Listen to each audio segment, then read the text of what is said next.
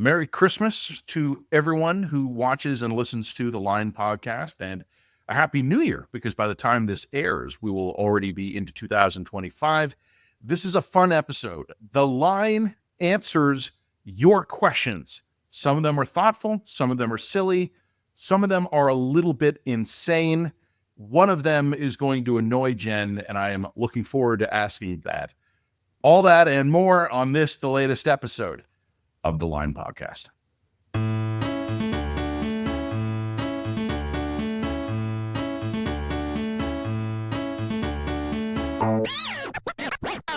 This episode of The Line has been brought to you by Unsmoke Canada. Canada can be a global leader in reducing the harm caused by smoking, but it requires actionable steps, including giving adult smokers the information they need to choose potentially less harmful alternatives. Learn more at unsmoke.ca. Okay, Jen, this is fun. I want to start this by confessing a mistake. All right, go for it. I should have been better about putting boxes around the kind of questions people could ask, because some of them were nuts, and some of them weren't nuts, but they were like, please rank the following 11 things and provide your top 5 examples for each. We're not answering 55-part questions. We're not doing 55-part questions, and I'm also not doing essay questions. Thank you very much. Yeah. We should probably also explain a little bit to the audience what we're doing here, and also when we're recording this, because God help us, something dramatic happened in the next couple of days. Well, we are boozing it up. So, well, first of all, boozing it up, that is starting now. This is a really big serving of my homemade Christmas eggnog. I don't even like eggnog, but I was told that if you make your own, it's better. This will knock you on your ass. So let's see how this podcast goes. You're gonna be confessing your love to me by the end of this podcast. It's gonna be hilarious. Confess that in every podcast. I just don't do it with words. So what we're doing here is we're recording this on Monday, December 30th. The reason we're doing this is because Jen and I, our gratitude series is basically done and scheduled and ready to go. I'm leaving the country for a couple of days. We didn't want to be juggling a podcast in the back end of the week, but we wanted to have some fun, and we know that you guys listen to it. Actually, the podcast we dropped last week, where we had no idea if anyone would listen to it, is way above average in listenership, which is people you into freaks, it. You weirdos. You couldn't go a week without. Just have a nice Christmas. Apparently that's all I'm asking. They need us. All right, fine. So what we've done, recognizing the fact that we have no idea what's going to happen over the next 5 days, is we asked paid subscribers to the Line to send us questions. And only paid subscribers were allowed to ask questions. This is a perk offered to our favorite people in the world. We received well over 100 questions. Wow. That was way more than I expected. Yeah, I thought I was going to get 10 people. No. Or have turkey legs in their mouth going, what's your book about? I think, Jen, this is what I've done. First of all, I've broken all the questions we got down into categories. I then eliminated a bunch of ones that were functional duplicates. Okay. So some people are not going to have their specific question asked, but they're going to have a question that is very similar to what they were asking. Okay. Certain ones, I want to answer everybody's questions. I think we owe them that, but we're not going to be able to do them all in a podcast. So I have saved a bunch, either for a future podcast, maybe we can triple them out over a couple of weeks in short segments, or we can do it in written form. Jen and I will talk about that. We'll figure it out. The other thing I was going to say is if something does dramatic happen between the recording and this podcast being published. So if you were listening to this podcast expecting for us to respond to the latest bombshell, Matt's in Mexico or somewhere. I don't even know where he is. But if something really dramatic happens, I'll try and pull something together and I'll put it on our Substack. YouTube. So check it out at www.readtheline.ca. So guys, if you are expecting the latest hot take from X News and you're surprised that we're not getting into it, go to www.readtheline.ca and I will have conjured something from the ether. And for the record, Miami, not Mexico. Whatever. Okay. Someplace warm that isn't here. I'm resentful. It's great. Yeah. Okay, so Here are a couple of the rules. Okay, I've already mentioned Yeah. very multi-part questions I did not include. No. Duplicated questions have been condensed. Okay. Certain questions which were a little conspiratorial, I'm going to politely ignore. We're not going to feed certain narratives. We're not going to feed certain goats here. Yeah. Some goats, but not all goats. But other than that, pretty great questions from a pretty great audience. Pardon me, a very great audience. Here's our categories. Prime Minister Pierre Poilievre. Okay. General political questions. Okay. Cultural and social questions. All right. Personal questions to either us both or you and I individually. You have my questions, I have yours, and then there's a shared group that we both have. And then questions about the line itself. So let's jump right in with what I would say overwhelmingly was the main number of questions. Prime Minister Pierre Poilievre. Okay. What will he do in office? And there were a lot of repeated questions asking specifically what will he do with the military and what will he do with the CBC. I think we can answer the CBC one really quickly. I think he means it. I don't doubt that he intends to shut it down. I don't know what he'll do with Radio-Canada. I do think he'll shut the CBC down like that. Is he going to shut it down or is he simply going to defund it? These are two different things. The other thing, too, is I think that splitting Radio-Canada from the rest of the operation is going to be much messier than he realizes. And I think that there's his desire to keep Quebec happy will mean that he will want to keep some version of Radio-Canada going. And the devil is going to be in the details of what gets defunded and how it gets defunded. I do think that at a minimum, funding for the English version of CBC is about to be radically cut. Does that mean that the CBC will be closed tomorrow? No, not necessarily, because if they can keep things afloat with private sector investment and private sector advertising, some version of the CBC can continue. But the CBC, sort of absent government funding in that kind of scenario, is going to have to really rethink what the heck it's doing here. Also, I would point out this is not the version that a lot of private media would want, because one of the big beefs that private media has with the CBC is that they eat the limited amount of private advertising that is available in the pool for private broadcasters. So this isn't a win-win scenario necessarily for the private sector either. What it will mean is that there will probably be a fairly large number of journalists coming onto the market. That's going to be kind of potentially good for the line if we can hire some of them, and potentially bad for us as journalists if we can't make this little outlet work anymore. So it's kind of a mixed bag. But yeah, I think that's certain. I think it's pretty certain that he is going to axe the tax. I mean, he's literally still running on the axe the tax election. I will point out that tagline's starting to feel extremely stale and weird. It's not keeping up with events. It's not keeping up with events, and I think that they need to rethink it. But I think that's a conversation that maybe we come back to at a later podcast. I think axing the tax, even doing that fairly simple policy, though, is going to be more complicated than they think. There's going to be some interesting fallout as a result of that. Other than that, I'm not sure what the hell Pierre Poilievre is going to do, and I'm not sure that Pierre Poilievre knows what the hell he's going to do. I think you have a party that is so hyper-fixated on winning the next election and taking the guy they hate down so badly that they're going to be a lot like the dog who caught the taxi. Like, I'm not sure they know what they're going to do with the taxi once they get it in their mouths.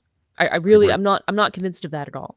Well, it's interesting because I've been talking with some conservative sources, contacts, friends, and I'm hearing very different things. It's just fascinating. These are all people who I trust. And some of them are telling, don't worry, we've got policy books stacked up, ready to go. Others are going, I don't know what the fuck we're doing. Like, binders full of women, I'm sure. Like I understand them not wanting to release the policy books ahead of the next election, because when you're them. Well, look, you're 25% ahead in the polls. The last thing you want to do is get sucked into a nuanced, wonky debate on policy at this point before the writs even dropped, and having the Liberals or the NDP sort of nitpick whatever nonsense you want to come forward with. I mean, I can understand the strategic reason for not wanting to release the full policy books. I just want to be confident in my heart that you have those books. somewhere, and that you have an actual credible plan to implement this stuff. I so far I'm not, my feelings are not good. Yeah. There are the bad feelings about One that. Of the other questions we got a bunch of versions of was what he was going to do on defense, military, and also a few on borders and overall security. My very short answer to that, he will offer something that is beyond whatever the Liberals are at by the time the writ drops. So if the Liberals between now and then agree to do X, Y, Z, he'll agree to do X, Y, Z, and then add A and B and C.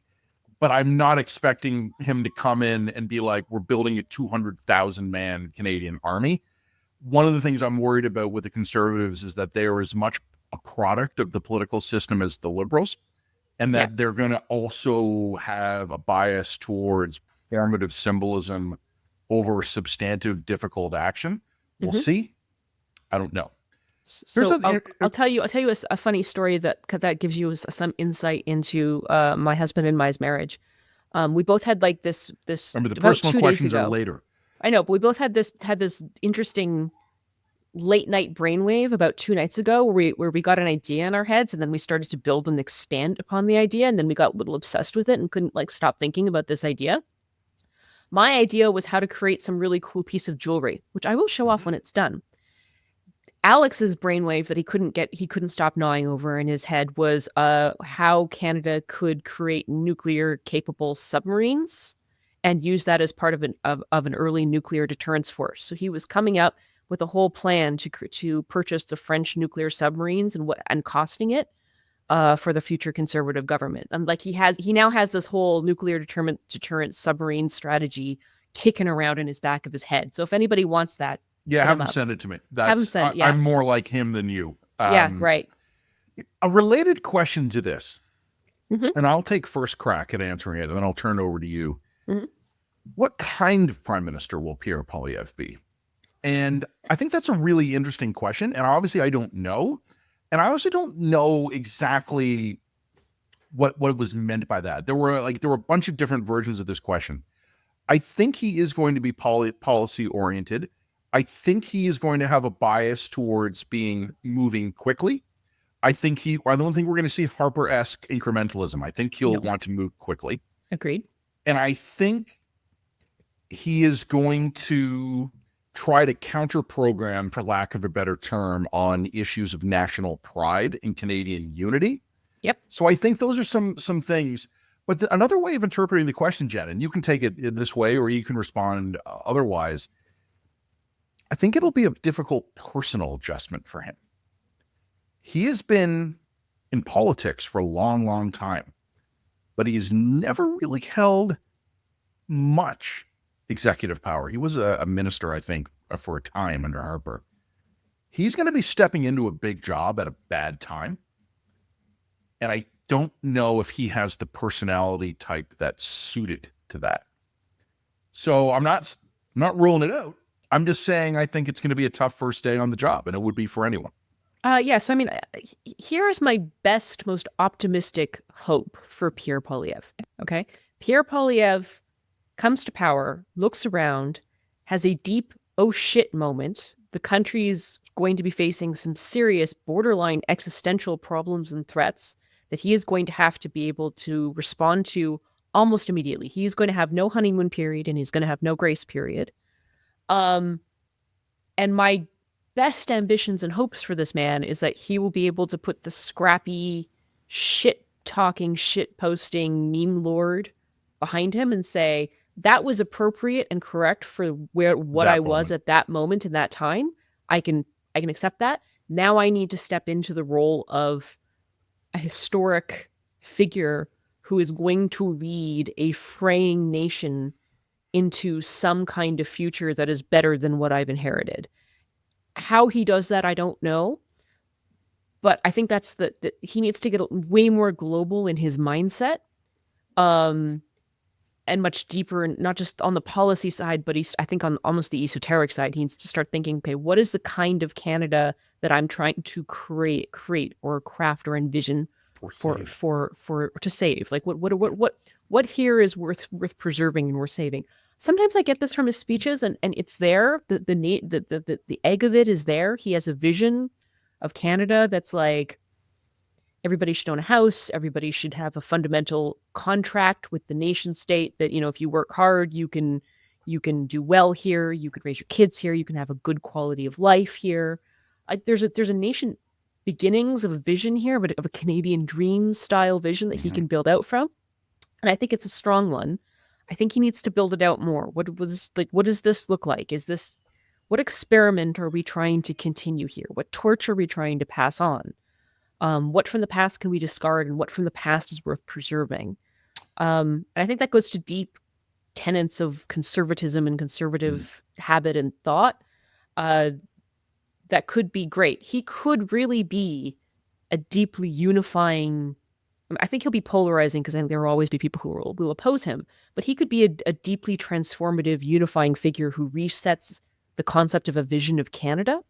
But he has to transition from the scrappy opposition leader to a statesman, like the elder statesman's role, and that's going to be hard. That would be hard for anybody. You and I we're relatively young, but we were around in the 80s, and when Poilievre does go for the more rhetorical vision of Canada, reminds me of Reagan era Morning in America stuff. That would be the model I would take for him. Yeah. And I'm barely old enough to remember that. And that's one of the like, I've talked with friends who are worried about Pierre Poilievre as prime minister. They think he's like a far right fringe ideologue. I think he is a Reagan Thatcherite 1980s conservative whose political ideology locked in place and hasn't changed much. And I think what people are afraid about in Poilievre, I think, is absolutely wrong. I think they've misread the man on that. Yeah. Whether or not this works, I don't know. Well, but I think that's what he's going to try and do. I also think that it's wrong to peg him as a highly ideological dude. Again and again, we've seen that this guy fundamentally puts practical politics over ideology consistently. Like, it's not to say he wouldn't break up supply management. If he could, from an ideological perspective, he would. He just realizes that that's just too hard to do, and it's not worth the political capital. So he's not going to do it. You know what I mean? Like, he's going to have other things to worry about. So I think that he's a very, very politically pragmatic guy, and I think that will be his lodestar. What can I reasonably do with the political capital that I've got to hand? Which is when I say things like safe consumption sites, for example. Do I think that he's ideologically aligned to like safe consumption sites? No. But if there's a community that really believes in its safe consumption sites and wants to fight for them, he's not going to override the will of the local community that's fighting for that safe consumption site. So like I think that's going to be his calculus that goes into all of this. The challenge for that is, can he get above the day-to-day political calculus and do okay, so what will the next 10 years of Canadian history look like? Question. That's the harder ask for, I think, for someone like him. Some people are the opposite. Some people are just like, I'm all vision. Like, I think that Trudeau is kind of the opposite of this. I think he's all vision for Canada, but very little practical capability for governance. Right? So it's an interesting compare and contrast. You mentioned a minute ago some of the challenges he's going to face are. One of the questions that I've condensed out of many versions of this speaks to one of those challenges. I'm going to take a really short swing at an answer. Okay. You can jump in if you think there's more that needs to be said. But the question is, what is the Senate going to mean for Pierre Poilievre? I think if he wins 200 plus seats, they're going to lie back and enjoy it. I think the Senate typically, and this is actually to their credit, understands what their role is and where their legitimacy lies. And if there is a prime minister elected with a supermajority, they will provide sober second thought on legislation. Sure. But I don't think they're going to be overtly obstructionist. I just don't see that. No, and in the same way that the Senate isn't right now, I wouldn't describe it as overtly obstructionist, because the Senate has no democratic mandate. So yeah, I think that if you're relying on the Senate to rein your rabid far right a prime minister in, firstly, it's a total misread of Pierre, and I think it's a total misread of the role of the Senate. You might as well write a letter to the king while you're at it, Here is a fun one. And this is a Poilievre question. This is the last Poilievre specific question we have. This one was not duplicated. This one came from a specific subscriber. So, Kirthi, this one's for you. Okay. It's a question in 2 parts, which in general I didn't allow, but in this case, I'm going to allow it. What is something Prime Minister Poilievre will do that will, Jen, impress you and disappoint you? What is something he could do that would impress you? That you'd actually be like, wow, didn't think he had it in him. Navigating the trade relationship with Trump and managing to, how should I say this, build a cooperative relationship with Trump that at the same time doesn't make Canadians feel, for lack of a better term, emasculated. Yeah. That is going to be that'd be hard for anybody. That's going to be very, very difficult for anyone to do. But if he can do that effectively, he might be, in the same way that only Nixon can go to China, he might be one of the few people who's just the exact correct person for that very specific job. Like, he may be coming to power at exactly the right moment for someone like him, right? Because he's got enough of the populist shit kicker instincts to be able to relate and empathize with where Trump's coming from. But I do think that there's enough remaining sort of internal Canadian patriotism and DNA vibe coming off of him that he can navigate both of those spheres. That would be very impressive to me. Disappointment? What would be the most disappointing? I think it would just be essentially being a conservative version of Justin Trudeau. More fixation on low-level, petty internal dramas while the big picture stuff goes unheeded. I think that if he came to power and had no clear vision of what needed to be done with government, I think that if he comes to power and focuses more on petty daily fights with the media and it's not, look, I know some people are going to give me shit because it's like, oh, you're a journalist and you're sticking up for other journalists. I'm like, yeah, well, okay, yeah, but I am, so fine, whatever. But like, if he honestly comes to power after all that, after the last 10 years, and wastes one single moment getting into a fight with some low-level $60,000 a year reporter at a press conference, I'm going to die inside. Like, the country's problems are significant. We have real issues. He can't afford to waste that kind of time. He can't afford to waste that time and energy and political capital. Yep. And political capital. Right now, he can afford to do that because he's in opposition. He's not in power. So if you want to go pick a fight with a reporter, fine, whatever, I don't care right now. But when you become prime minister, you can't do that anymore. And it's not because we're precious. It's because you have a real job now. Yeah. Right? So for me, impress me, wipe out 4 years of idiotic liberal gun control executive orders. Sure. Just come in and on day one, go revert back to what they were before they began doing the idiotic stuff they did after the Nova Scotia massacre. Literally wipe it off the books. Disappoint me if he doesn't actually get serious about fundamental civil service reform. Yeah. And I'm not, you know me, I'm not a civil service hater. I understand most of those people are great, hardworking folk, but the machine is broken. Yep. And I've been baffled by how completely apathetic the Liberals have been about this. This is an example where if they had fixed it themselves, they would have been able to talk about providing value to Canadians in a way that it protects and recognizes the important role of the civil service. But they have left the field wide open for Pierre Poilievre to come in with a fucking flamethrower. Yep. I hope he doesn't do that. I hope he's a little more targeted, but I hope he gets tough because the machine is broken. So it's time to fix it. Okay, you know what? That's our first segment. We're going to come back in just a moment. We've got tons more questions. These next questions, general political questions. Stick around. Like and subscribe. Like and subscribe. This episode of the Line Podcast has been brought to you by TikTok Canada. TikTok Canada has a team of hundreds of local employees supporting the success of Canadian creators, businesses, and advertisers. The federal government, however, has ordered TikTok to shut down its Canadian offices, meaning hundreds of people will lose their jobs. TikTok Canada believes it's important to have employees in Canada supporting Canadian creators and advertisers, paying Canadian taxes, and operating under Canadian law.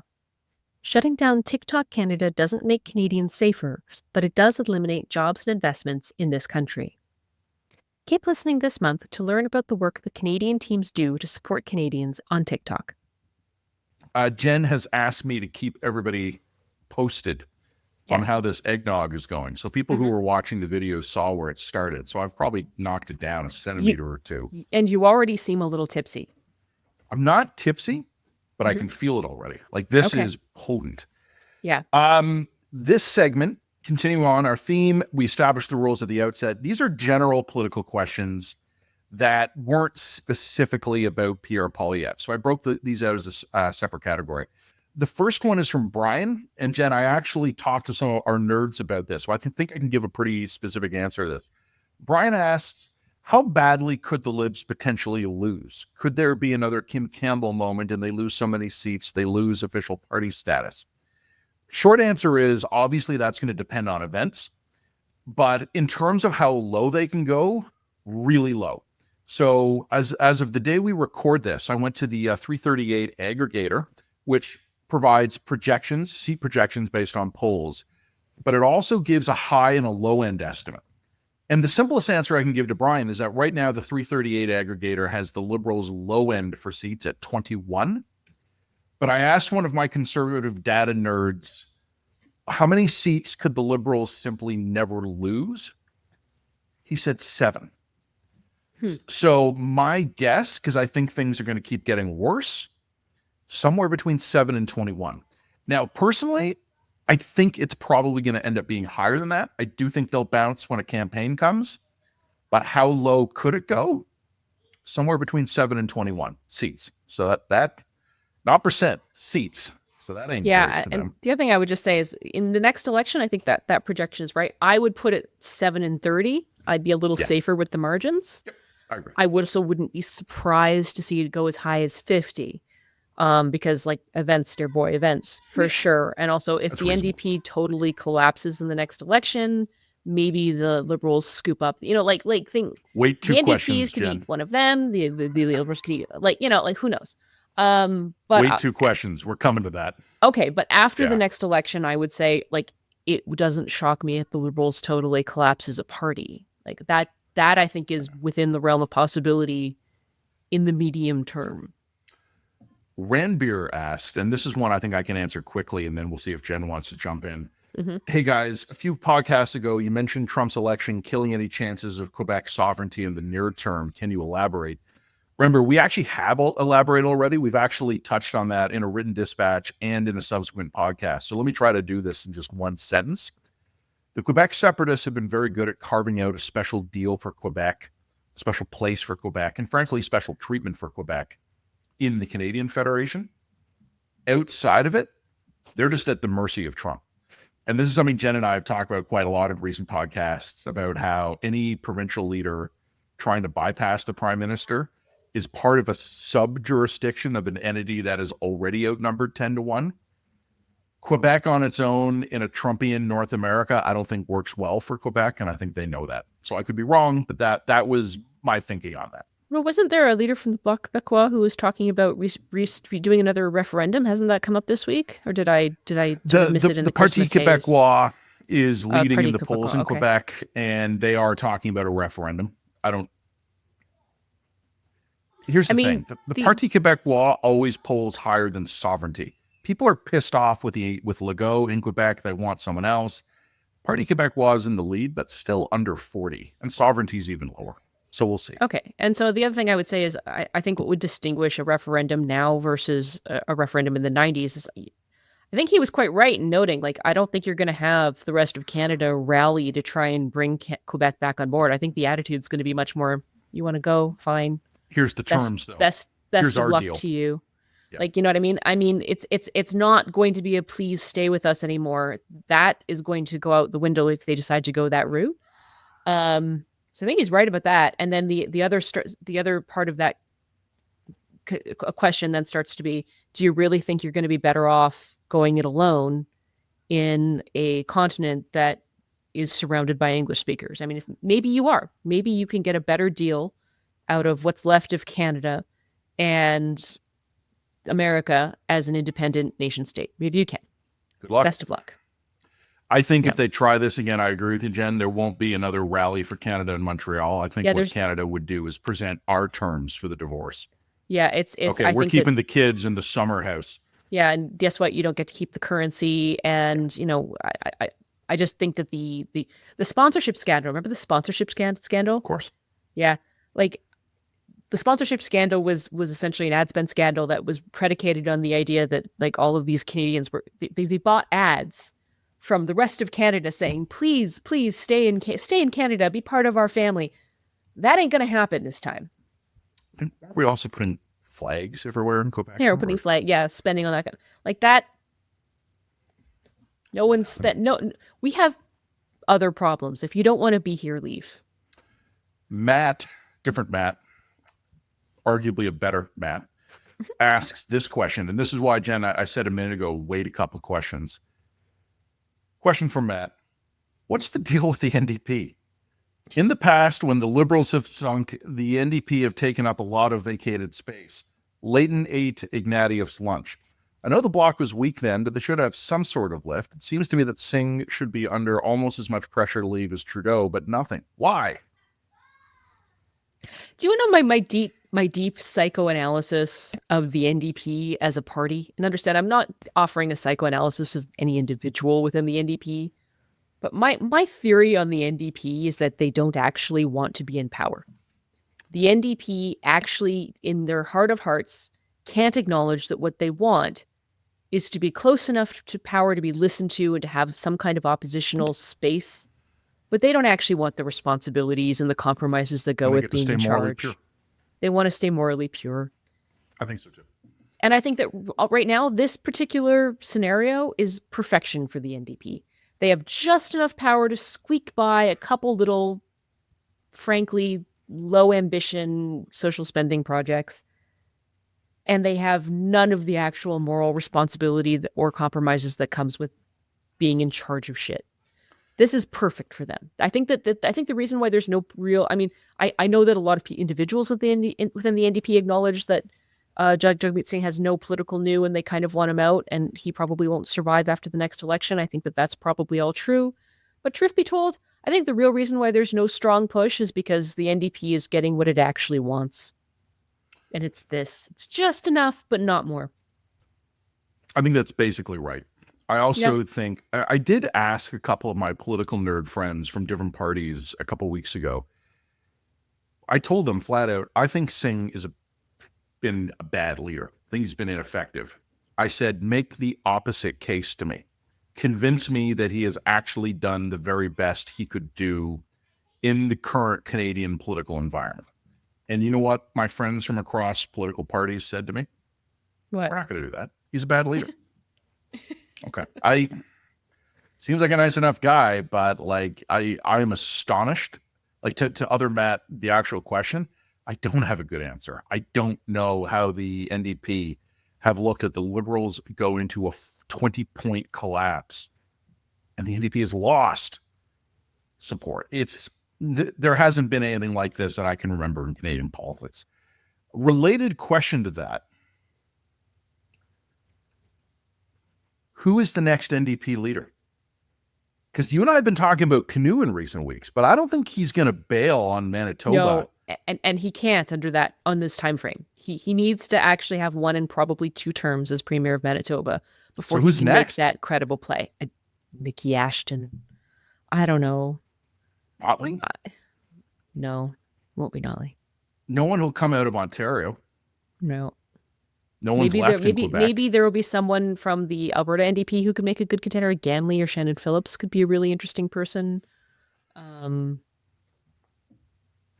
I don't know. I thought that was a great question, but I had no idea. But I have no obvious answer for you.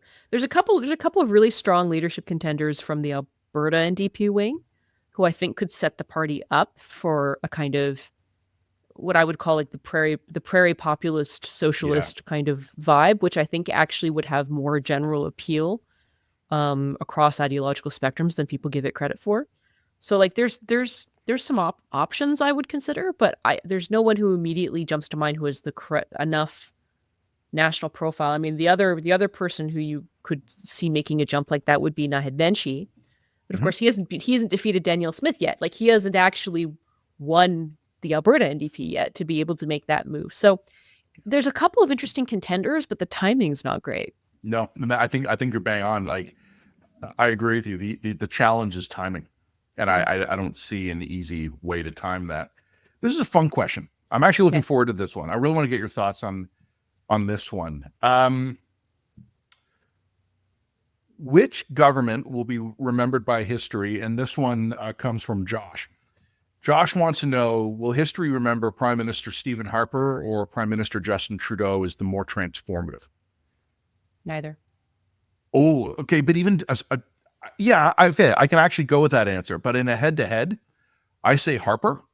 And I say that not out of any policy accomplishments, but because we shouldn't underestimate the power of a united Conservative Party on the federal landscape. That would be my other point. Harper managed to create the foundations from which someone like Pierre Poilievre could form a thumping majority as a Conservative. That math don't work prior to Harper. So yeah, I think that's probably right. Arthur asks, I think one of the biggest topics the line has talked about this year is the rot showing in Canada's courts.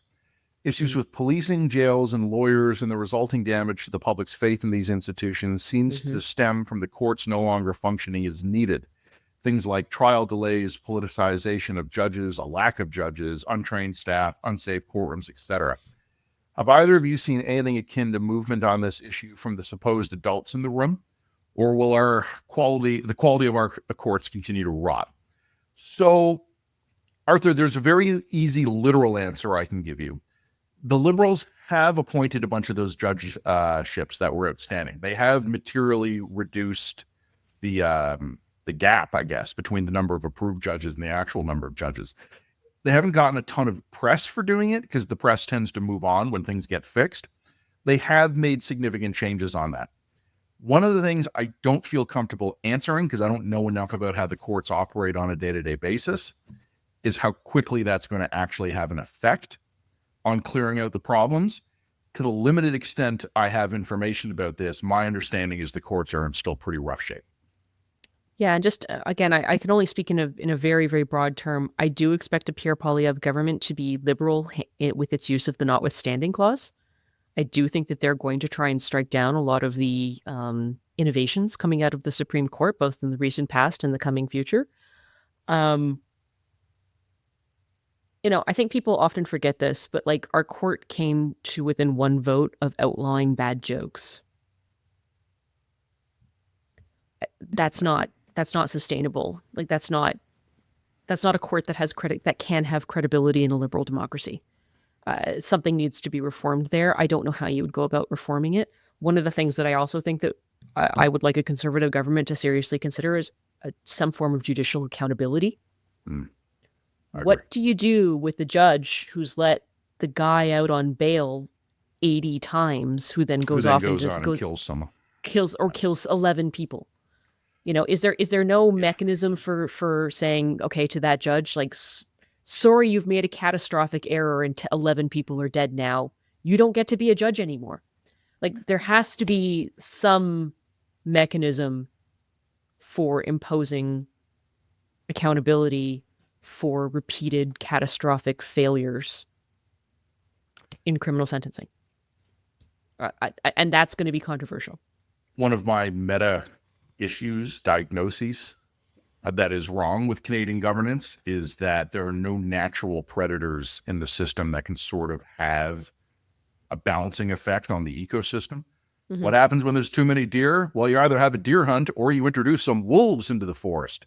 We need wolves introduced back into the actual balance of how our democracy works. Because, like I said at the beginning, like the machinery of government in this country is largely broken. So that's going to require active fixing. But then after we've actively fixed some of the problems, sprinkle some wolves into the forest. It'll help.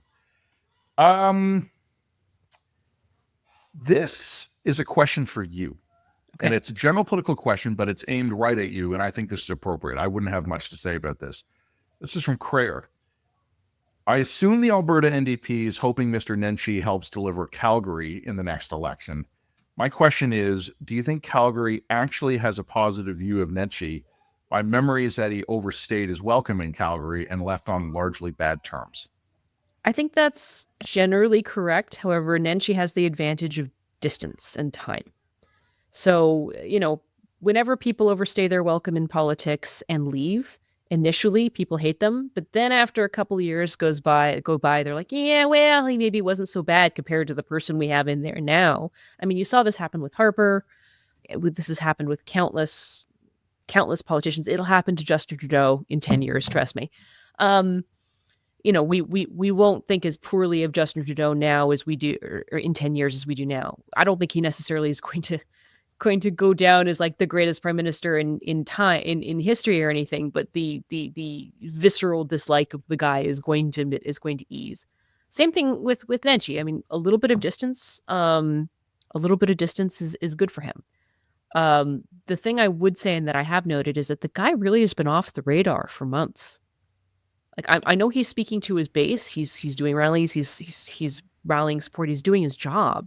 But in terms of just everyday, day-to-day news coming out of Alberta, it's the provincial government, it's Danielle Smith's doing this. It's, he's not really front and center right now. And I think that's kind of interesting. I don't know if that's a choice or not.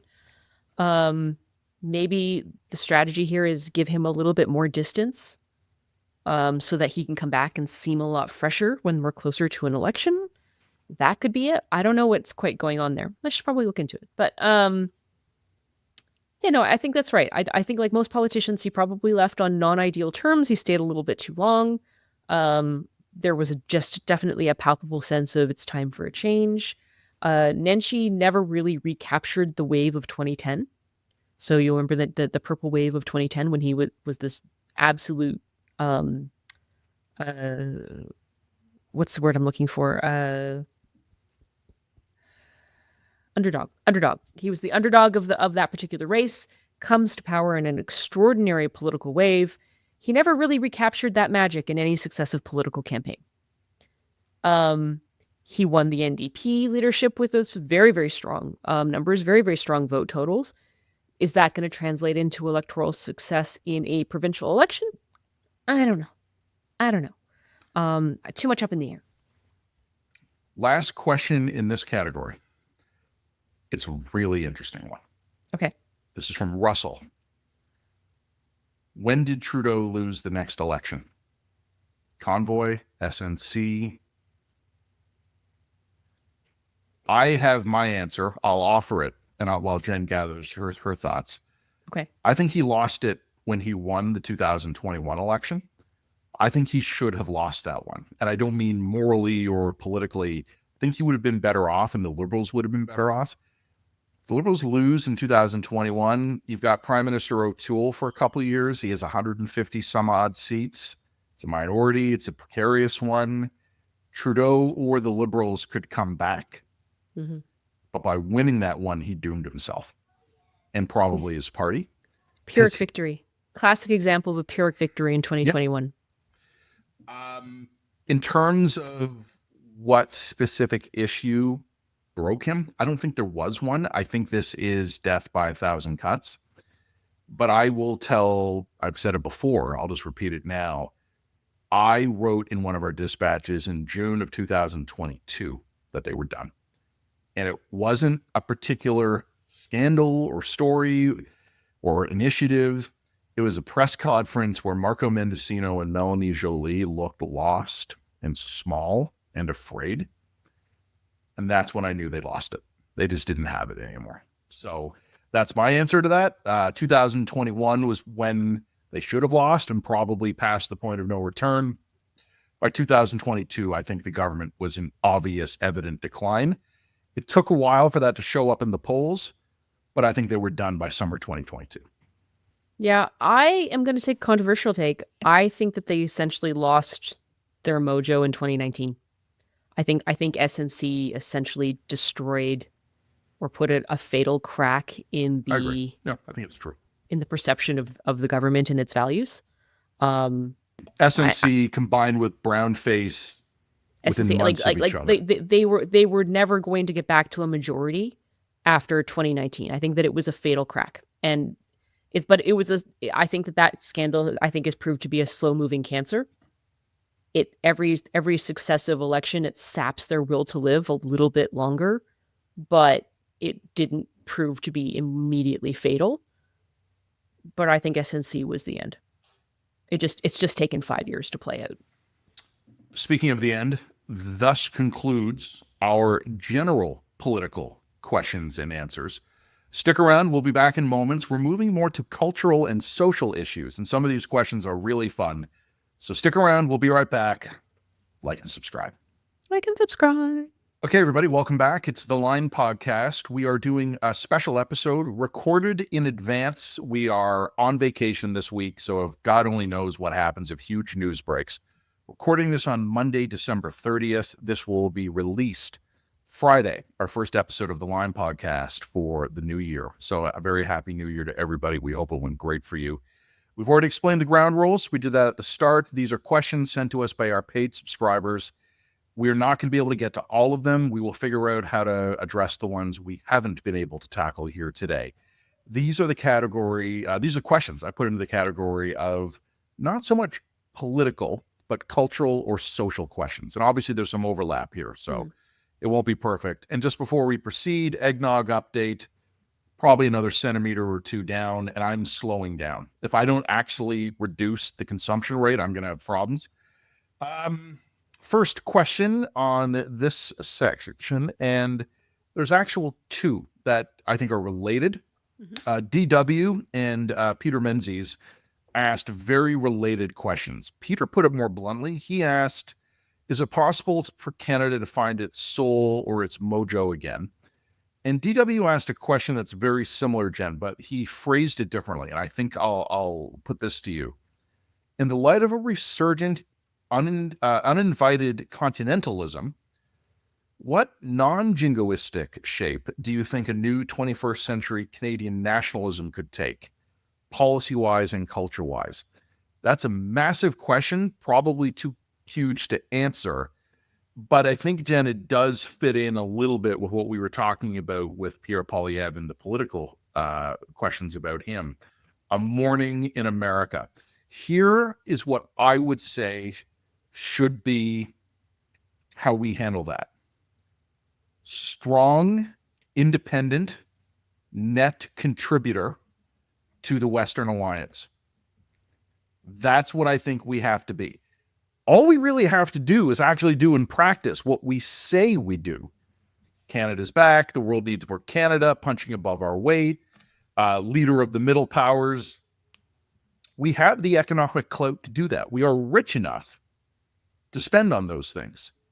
That is what I think we have to do. We have to be a force for good on the world stage within the Western Alliance. No more soloing it, no more freelancing, no more counter-programming American policy. Canada has thrived when we have understood our role in the alliance system. That is what I would like to see us do. Okay, so I think it's a more complicated question than that. From my perspective, is because so much of Canadian national identity has rightly or wrongly, falsely or otherwise, been wrapped up in progressive politics. We've always identified ourselves as being, well, we're not American because. What are we? Well, we don't know, but we're not American because we have a high trust society, we have a healthcare system, we have a better education system, we have a healthier social welfare net. Maybe we're not as rich as the Americans, but we have a much more holistic, almost Nordic type of social organization. Okay, we're much more welcoming of immigration. We're not racist. We don't have the history of we were the place where the slaves escaped to, not the place they escaped from. So we had this whole national identity that was woven into this kind of historical mythology that was rooted in progressive, explicitly left-wing and progressive values. And that kind of works until the progressive left-wing movement goes right off the goddamn rails. Collapses.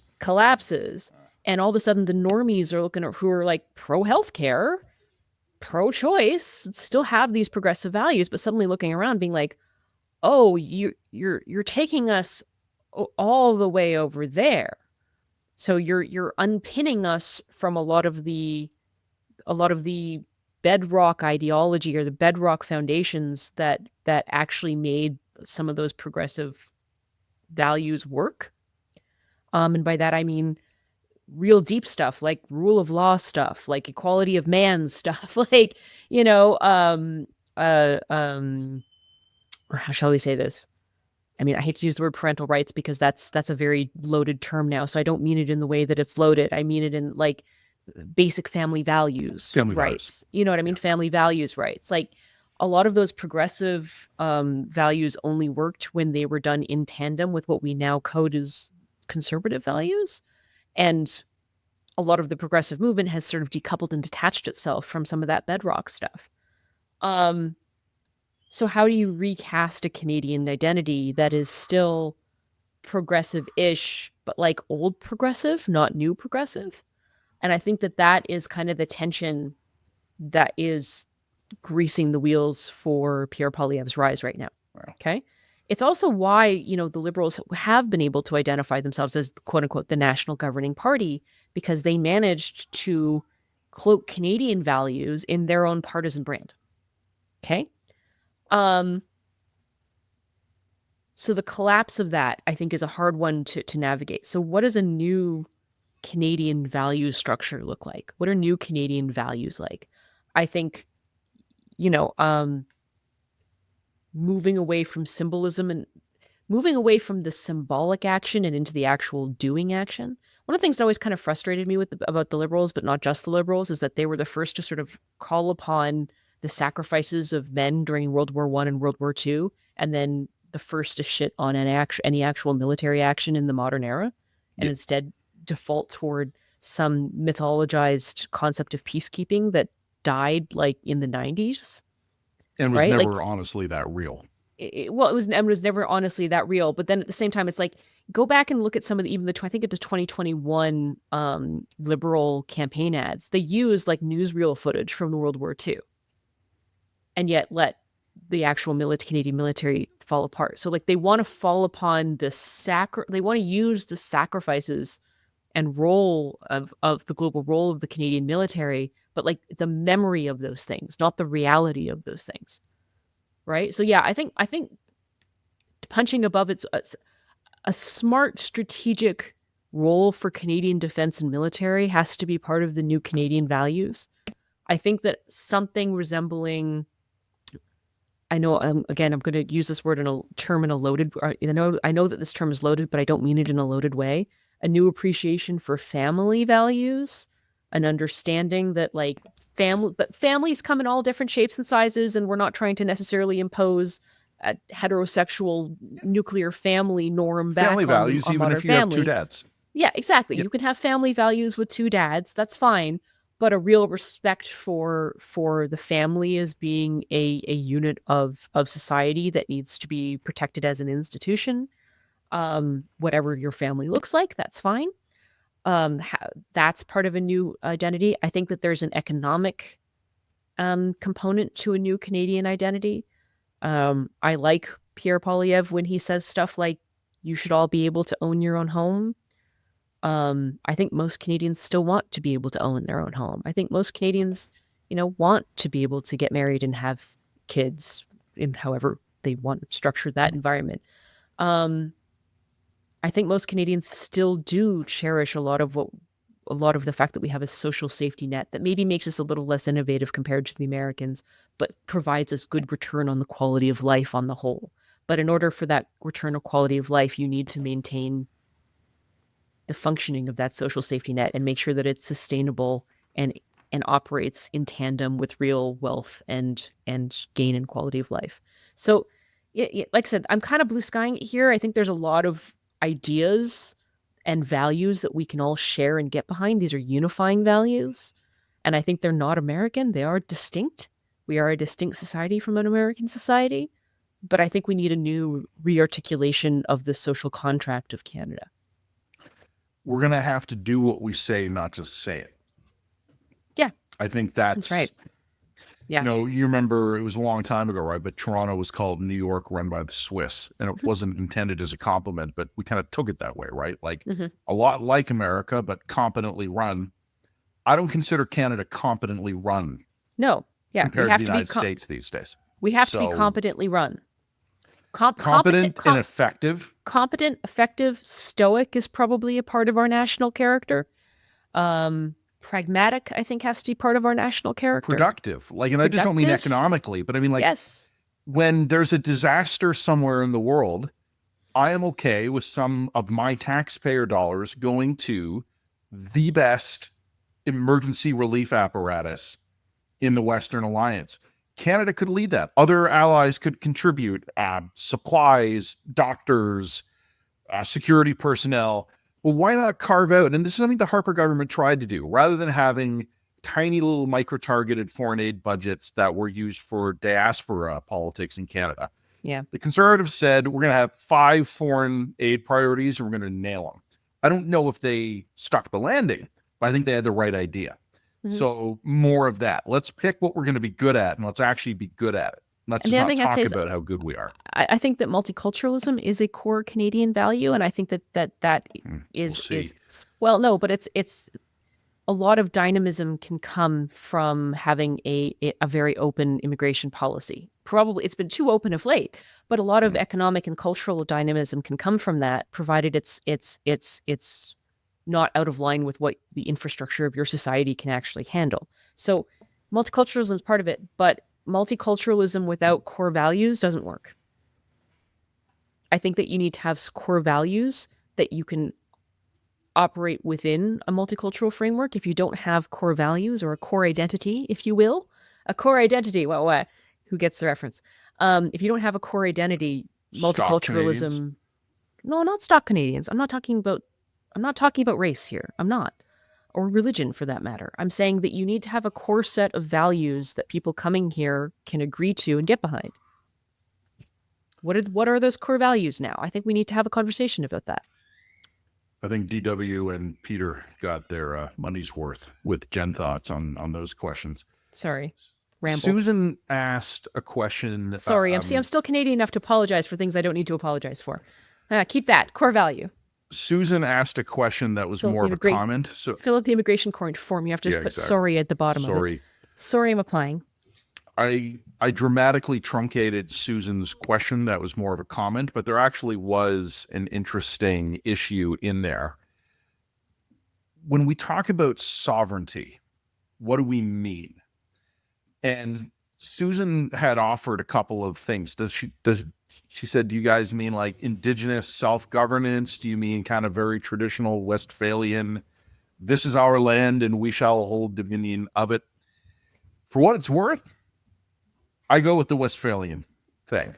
Sovereignty means the ability of a government to have its way and have its will be honored on its own territory.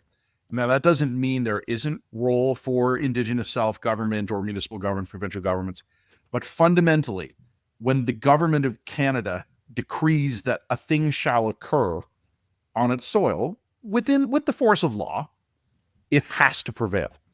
And I think in recent years, we haven't seen that.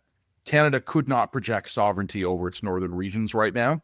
Canada could not project sovereignty over a few square blocks in Ottawa a couple of years ago. This is one of those things we have to fix. Yeah, and I think sovereignty comes into two different kinds of flavors. There's legal sovereignty, and then there's practical or emotional or psychological sovereignty, for lack of a better term. I don't think anyone is credibly disputing the legal sovereignty of most of Canada. I mean, you can make arguments that the UN DRIP sort of a thing we signed off on that gives Indigenous people more sovereign rights might undermine some of its legal sovereignty in certain areas in the future. I mean, one of the big concerns I think that some people have about, for example, land acknowledgements is that depending on how they're phrased, look, if you're going to say like we're on the legal territory of X tribe, and you say it enough, sooner Someone or later, might believe you. Someone might actually take that seriously and believe you, and you are ceding sovereignty and you're delegitimizing the right of your nation state to exist in that territory. Like, is that the purpose of what you're trying to accomplish with the land acknowledgement? Because if that is not the purpose that you're trying to accomplish with the land acknowledgement, consider whether or not that's the best way to phrase it. Do I, a Canadian citizen, have the full protection of charter rights if I'm on an Indigenous reserve? Good question. That's a question someone's going to ask eventually. Someone's going to ask that question eventually. But that being said, I mean, sovereignty is also a little bit more ephemeral as well. Like, there's no such thing as a sovereign, a sovereignty purist. You know, when you sign a trade deal, you are ceding some aspect of your sovereignty in exchange for the benefits of trade. Yeah. That's a choice, right? Like, that's a choice that we make when we do that. So, you know, ceding some sovereignty to traditional First Nations land, provided it's done within the framework of the rule of law that we are now negotiating in a Canadian court, I don't think that that's an inappropriate ceding of territory or ceding of sovereignty. It's happening within the framework of a Canadian court. That's the territory that we're operating within, and we're agreeing to something.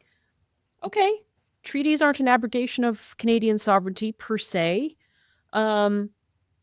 But yeah, I mean, if you have degraded, contrary to that, if you've degraded the concept of Canada as a nation to such an extent that there's no emotional or psychological affiliation to that concept, you may still have legal sovereignty, but you don't actually have sovereignty in fact, right? I mean, this is a point that Andrew Potter made in a piece that he made at The Line a few weeks ago, and that is, he was looking at some of the Angus Reid data that just found that the emotional connection to the concept of Canada had dramatically declined in the last 10 years in a lot of provinces, all provinces essentially.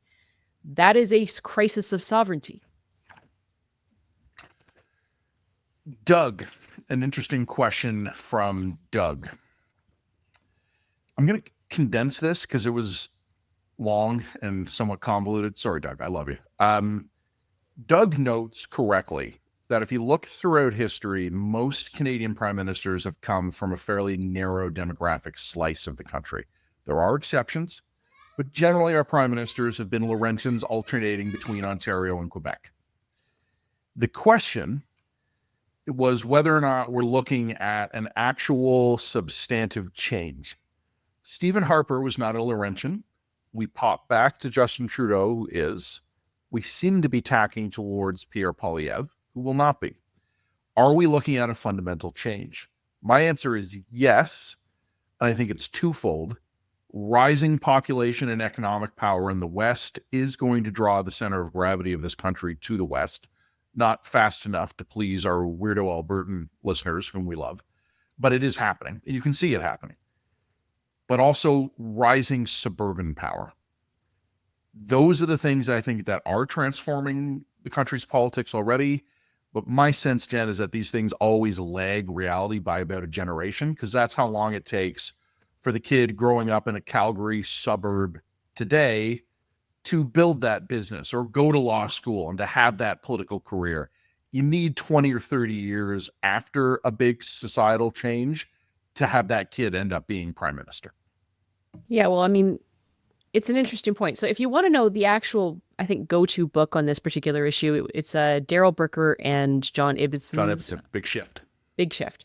And they make this thesis, and they said, okay, yeah, you're still going to have some resurgence of the Laurentian consensus, the Laurentian elite, in our political system. It's not like they're going to be purged from that particular circle. But yeah, power is shifting in all the ways that Matt has pointed out, and it's going to go back and forth. But over a 50 to 100-year time frame, it's going to shift very, very dramatically away from that Laurentian consensus to such an extent that the Laurentian consensus is going to be significantly denuded of its power, just as a result of demographics and culture and wealth. I think it's a pretty compelling thesis. I will leave it to the readers to check out that book if they are interested in that idea.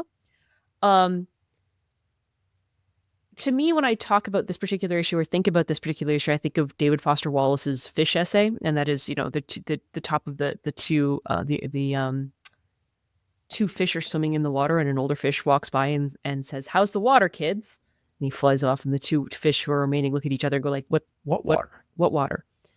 When I went to school in Toronto, as someone who was raised in British Columbia, I didn't realize how different I was until I was in that environment, and I couldn't quite put a pin on what made me different in that environment, because I had always swum in my own water. It was only when going to a different pool that I realized that I was in a different pool, and I knew I was in a different pool, but I couldn't quite identify what was different about the pool. People who live in downtown Toronto, the sort of Montreal, Ottawa, triangle, have a sense of normal. And they look, I think a lot of times they look at people outside that triangle as being the oddballs, what, I don't understand what you're talking about. What are you on about? And I think that people who live in that circle also are not aware of how class works in this country, and that there is a class structure, there is a class hierarchy, and there's class resentment.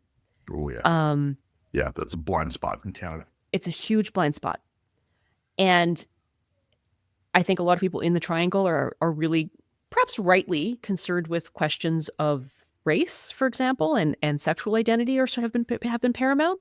But what consistently gets ignored or not understood or not even acknowledged as being a real thing is class. It's class.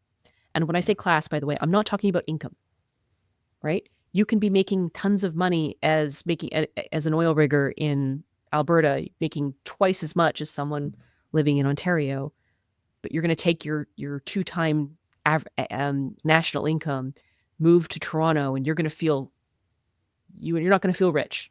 Let me put it that way. Well, some of it's because your dollar won't go as far. Well, but Toronto's just more expensive. But another part is that you didn't grow up playing hockey with the guys I grew up playing hockey with. That's right. That's right. And you didn't grow up. You sound different. You're going to talk different. You're going to come at things with a different point of view, with a different attitude, and you're going to feel different. You're going to feel different. Truck's going to be weird. You might make more money than the person at the bar with you, but you might make a lot more money, but you're not going to feel that. So class is real. Class is real, and class, I think, is much more divided along geographic lines in this country than it is along income lines. I'm not going to name names, but I want to tell you something. Okay. I don't want to name names because there's a pretty good chance either the individual or someone who is a mutual friend of myself and the individual may hear it. Mm-hmm. But I've recently become friends with another couple, and over the course of the developing friendship, they told me where they're from. And what I didn't tell them was that I figured that out in 30 seconds after meeting them. Yeah. I could just tell. Yeah. I mean, it's interesting to me. I've been very lucky to be the sort of person. I went to school in Toronto and worked in Toronto for a little while before I worked abroad, and then came back to Alberta. And so I was raised in BC. I've worked in Toronto. I've worked abroad, and then I came back, and I now live in Alberta. So I've had an opportunity to be a fish in different waters. Right. And I think it's allowed me to see some of it and articulate a little bit of it in a different way. Pierre Poilievre is of a different class than the governing elite. Yep. And I think that this is something that the governing elite recoils from, but can't necessarily name why, can't really understand why. Outsider, but why? Ask intruder yourself, alert. What makes him an outsider? But I don't think that a lot of the people in sort of the Laurentian consensus elite wants to have that conversation with itself, because then it has to have a straight conversation with itself about class in this country. And talking about class makes a lot of Canadians feel very uncomfortable. I agree with that, but it took me a while to realize I was in water too. Oh, absolutely! Everybody's in their own water. Everybody's in their own water. Absolutely. So I'm in the Alberta water, man. I get it. I get that I'm swimming in my water. But one of the benefits of spending some time in different microcultures, even different microcultures within Canada, is that you start to see it. You start to see it a little bit more clearly every time you do it. Right. It's an interesting problem. So anyway, I understand. He speaks a different way. He's coming at things with a different perspective. He's coming at things with a different set of moral values. And I think that what a lot of people in the Laurentian business are going to have to come to terms with is the fact that that's increasingly going to be the norm, because the future power structure isn't going to hail from that small bubble anymore.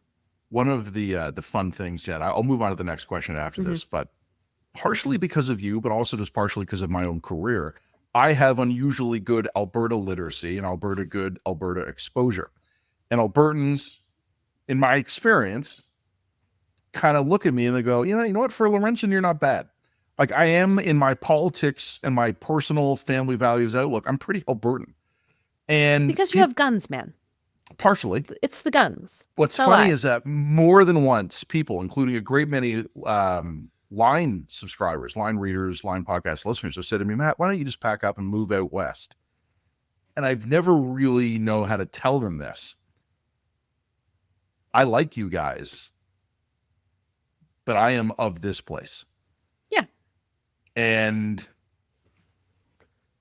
I would not be a natural fit in Alberta. I'm too Ontario. You'd be surprised how many Ontarians are Albertans who have just converted, and there's no convert. There's no zealot like a convert. Okay, yeah, I know. The most Albertans are from Ontario. It's hilarious to watch. Yeah, but we also in Ontario know exactly the kind that head west. True, we are self-selecting.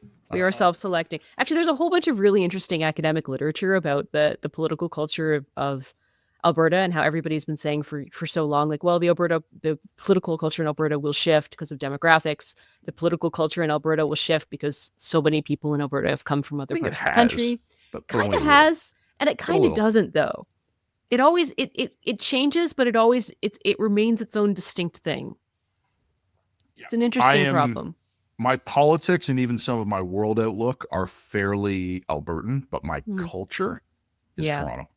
I am very Toronto, and I know that, and I'm comfortable with it. This is a fun question. Mm-hmm. Matthew asks this, yet another superior Matthew offering. I truncated this, Jen, because he offered a long list of Canadian celebrities going back generations. But the actual question after the long list was, he said, we don't have that many Canadian celebrities right now. Do you think that this low point, which is grand in scale, is something that can be quickly turned around by a quick combo of, say, our piggybacking on hosting the FIFA World Cup, or the Jets or whomever winning the Stanley Cup, or maybe the Guess Who get inducted to the Rock and Roll Hall of Fame? Denis Villeneuve, does he win an Oscar? Or has Canadian pop culture relevance faded? I think that's a fascinating question, and I reject the premise of it. So do I. Totally. I think it's wrong. Partially wrong. The most influential pop culture figure in the world right now is Jordan Peterson. Canadian athletes continue to succeed. Drake, an example, just right off the top, of a Canadian musician, is succeeding. Ryan Gosling, Ryan Reynolds. I think Reynolds, I don't know if Gosling is Canadian. Reynolds certainly is. There are tons of powerful Canadians right now, but where I will agree with Matthew, they're not as overtly maple syrupy as they were back when Dan Aykroyd would play off how Canadian he was with Bill Murray on SNL. Okay, but that has changed a little bit. But let's also look at how the culture's changed since then, because I do agree. The importance of global, celebrities, homogenized. Yeah, but it's not only that. It's the importance of celebrity within culture is declining. Right? Like the celebrities just aren't as influential as I think they used to be, as the culture, what's the word I'm looking for? Disintermediates? Disintermediation. So I guess, disintermediates. Yeah, there's a disintermediation, and as a result, it's harder for any individual celebrity, regardless of nationality, to have the same kind of heft and pull that, say, the Dan Aykroyds of the world used to. But like, I would argue that even in the face of that disintermediation, Peterson is more famous and more influential than any Canadian celebrity in my lifetime, period. Agreed. Yep. So I think the premise of the question is flawed. I don't think it's totally wrong, but I agree with you, it's flawed. Yeah. Because I do think there are some massively powerful Canadian celebrities right now. I think they're less overtly Canadian. I also think it matters less. So it's a really interesting question. There's a lot going on there. Speaking of nationality, this question from Bob. Bob, Jen, is a subscriber to the line, but he's American. And he likes the line because he says we tell him interesting stuff about Canada. His question, and I'm just going to read it verbatim. Bob asks, can you think of any way to increase Americans' interest and knowledge as to what's going on in Canada? Bob? No. America is the cultural hyperpower. We're not. Yeah. We're a niche interest. Like we're going to appeal to certain types of hobbyists in the same way that there's always going to be a train channel on YouTube. Okay, we're the political version of the train nerds. Yeah, you're a train nerd. Welcome. We love you. We love you. You found your people. No, Americans are as nasal gazing and self-obsessed as every cultural hyperpower always is.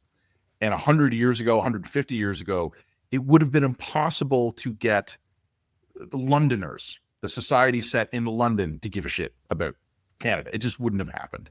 All right. I would say with a caveat, I do think that more Americans pay attention to Canada when we fulfill a particular narrative need in America. So when America needs to when America needs to see the progressives gone wild, they'll point to some batshit crazy coming out of Canada in the same way. And like, we're becoming kind of the political equivalent of the Florida Man stories. You know what I mean? Like, remember, what was it? It was that ranking website that had the news rankings. What was it? FARC? FARC. Yes. Remember FARC? And FARC had a Florida Man tag because there was always some batshit crazy story. News, science, sports, coming boobies, out of Florida. And Florida Man. Like there's always some weird story coming out of Florida. And well, Canada's kind of like the progressive version of that. We have these, like, every week we have a Canada Man stories of some example of woke bureaucracy gone amok, and it's like civil service. The teacher with the prosthetic tits it's the teacher with the prosthetic tits. It's it's the Jessica Yaniv story, or they pay attention to us when we fulfill that narrative function for them. Not just the right wing, though. The left wing does its own version of that. So Canada is object lesson and object of objectification on MSNBC and Fox News in different ways. Yeah, so that's true. We have a weird cultural spot in America. Yeah. It's a great question. I really like it, Bob. But the short answer is, whoever the next global hyperpower is culturally, they're not going to give a shit about America. And that's just the way it works. There's always one cultural hegemon, and right now it ain't us. Two more questions in this category, and both of them are really interesting. Chris asked a really interesting question that I don't have an answer to. He asked, because you and I in our last podcast were talking a little bit about the idea of Canada being the 51st state, or some kind of Kevin O'Leary-esque economic union in North America. Mm-hmm. Chris asked, what deal would interest you? And I thought that was a fantastic question, and I don't have an answer for it. I am, on a gut level, uncomfortable with the idea of tighter union with the United States, in part because I think the United States is politically unstable and bizarre. Mm-hmm. I think that a little bit less than I did even a few months ago. I think the outcome of the recent election was pretty clear. But overall, I'm wary of drawing closer to the Americans until the Americans sort some of their own shit out. But if there was to be an EU-style open border, economic mobility, shared currency, Chris, I don't have an answer for you. It's a fantastic question. I would be curious to see what someone would put in front of me. I don't really have anything offhand that I would want to ask for. Yeah, I think I would rather not do it. I can answer that question. One, and this has a lot to do with my personal personality. So I mean, obviously I'm not speaking from behalf of Canadians. But firstly, I don't really want to give up the idea of Canada. I still want to maintain sovereignty. I like the Westminster parliamentary system. And I like that we have basically our provinces managing things like healthcare and education. I don't want to cede healthcare and education to an American hegemon. And I don't like the republic system of government. I like Westminster democracies. The constitutional monarchy, I like that. I like Westminster democracies. They make sense to me. They function well. They have a long and storied history of working, even though they're weird. And we have the king. I like the king. I'm a monarchist. But if you could get me interested in a closer economic union with America, two big things. One, you need to give us a currency advantage so that we can operate on a level playing field with American states. So if you want to go into a currency union, you can't. We have to have something close to a parity of dollars to make that work. You can't say, well, you're going to start using greenbacks tomorrow, but because your dollar is worth 60 cents on the American, we're going to deprive you of 40% of your purchasing power tomorrow. Like, we would need to come up with a currency exchange model if we were going to go that route that would give Canadians like maybe a one-time boost or a one-time advantage to join that kind of economic union. Secondly, the big one for me, and the one that if Americans put it on the table, I would have to really consider it, would be working and mobility rights. Working and mobility rights would be a game changer of an offer. If I could work anywhere in America tomorrow, that increases my economic power and potentiality tenfold tomorrow. If you and me the Lines Tahoe Bureau would open up immediately. Like, exactly, right? Like that would be not only that, but also like our housing situation becomes more viable because now all of a sudden I have more than 2 cities to choose from. If I want to move, I would go to one of the mid-sized American cities. We would probably look at having multiple properties or try to have multiple properties in different places. I don't necessarily need full American citizenship. That's not necessarily the winning argument for me. But if you were to give me full working mobility rights, that would be a game-changing offer. Yeah. One of the fascinating differences between Canada and the United States, and it's something I can describe in one sentence, but thinking through the implications of it is actually profound. Mm-hmm. Exclude the top 3 largest cities in both countries. So the United States, that's New York City, Los Angeles, and Chicago. Mm-hmm. Canada, it's Toronto, Montreal, and Vancouver. Exclude those. Limit your employment and housing and marriage, family rearing options to only cities that are not part of that list, but are at least 1 million people. Yeah. In Canada, you've got 3. Yeah. The US, you've probably got 30. Yeah. Like the number of Game-changing. mid-sized American cities in that 1 million person range where you have nightlife and restaurants and banking and business and healthcare, there's dozens of them. Yeah. We've got Calgary, Edmonton, and Ottawa.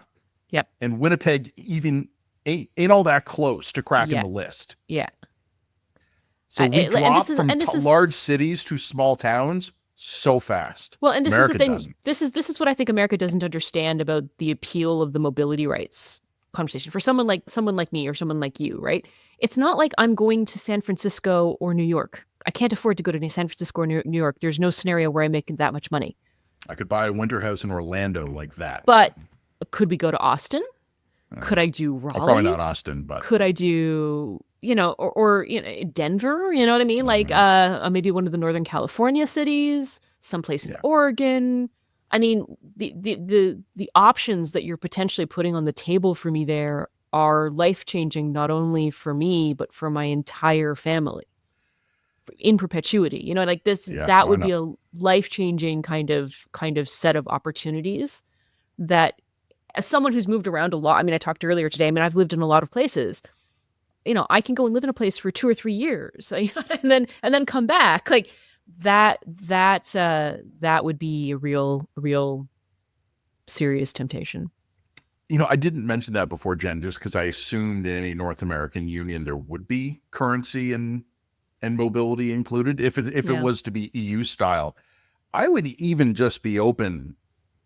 Canadians can already stay in the U.S. for 6 months without a visa until Trump hits us with visas. Yeah, until Trump closes the border on us and our oranges go up to $9 a pound. But there you go.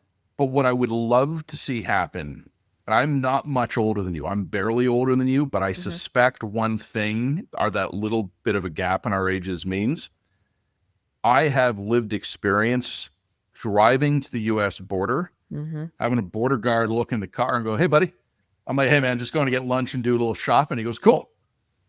Oh no, I used to do this. My grandmother, my mom used to shop in Bellingham because Bellingham had the better stores. Passports, anything? No, they used to. In fact, I have a whole family story about this because my grandmother defaced her passport, and after 9/11, she couldn't cross the border to go shopping in Bellingham anymore, and this led to a whole saga about uncovering some secrets in my family history. It was really, really interesting. I'll tell it in full one time. We'll save that for another day. But no, I mean, yeah, I would love to be able to go back to the situation where we could just jaunt across the border and go shopping. That'd be great. I miss that.